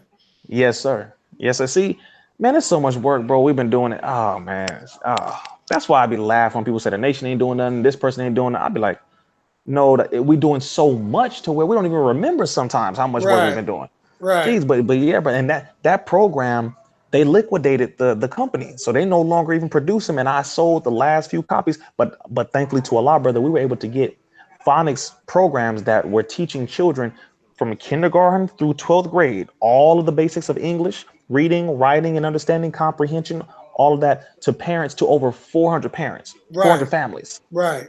See, I remember so that, bro. yeah, Yeah, bro, yeah. You was going hard with the bro, phonics packs. I'm like, man, and bro, you was showing me how to do it at the post office. I said, man, we got to yes, get this live on Facebook. yes, sir, All right, yes. we was in the post office like this. Y'all don't even know, man. Look, this is my day Wow. one, man. Y'all don't even That's right. know. That's right. You know what I'm That's right. saying? That's what I'm talking about, But bro. And that's and I'm go working on ahead. another one. I'm working on another black-owned company that produces phonics packs Okay, for English as well as math. right. So that's what I'm looking for. I'm going to That's put what out a we call for need. that. That's what we need, Yeah. man. Especially that math. I mean, yeah, especially that math, because that I excelled in every other area in school, but math was one that I struggled with growing Same up. here. Same You here. know, but yes, sir. I'm gonna let you go though, brother, man. But I thank you for coming on and joining your brothers, man. Joining the viewers at Malcolm Flex TV. Obviously, these are your viewers as well, man, and they love you. To Allah. Here, we all love you, brother, and I appreciate you you for jumping on, man. And I mean, you know, you already know. You need me, call me, text, whatever, Yes, man. sir. You already know to hit me up. So, Yes, sir. is there anything you want to say, dear brother, before we terminate this live stream? Man, I think that's about it, brother. I thank Allah again for all the work that you're doing, and you guys, everybody, make sure to continue to support our brother Malcolm Flex for doing the work that he's been doing. He kind of rose pretty quick on YouTube, just dropping bombs. He moved real quick. so in this video, bro, inshallah, once it gets uploaded, I can move it, pull it from here, and then put it on mine, because you got to get a whole lot more subscribers. This don't make no sense. All the work you've been doing, and it's not moving. So we got to get you at like 30, 40, 50,000 subscribers quick. So I'm gonna put that. That'd be unheard of right there. Like, man, what? Like, please, brother. Again, those who do the work got to get the attention, man. So they're helping the people. Yes, sir. So, all right, with that, family, you know, this is your brother Malcolm Flex TV. You know, and that's it, man. We y'all got the truth. Y'all got brother Rizza. I mean, what more can I say? What more can I do? And we out. Assalamu alaikum. Yes, sir. Walaikum salam.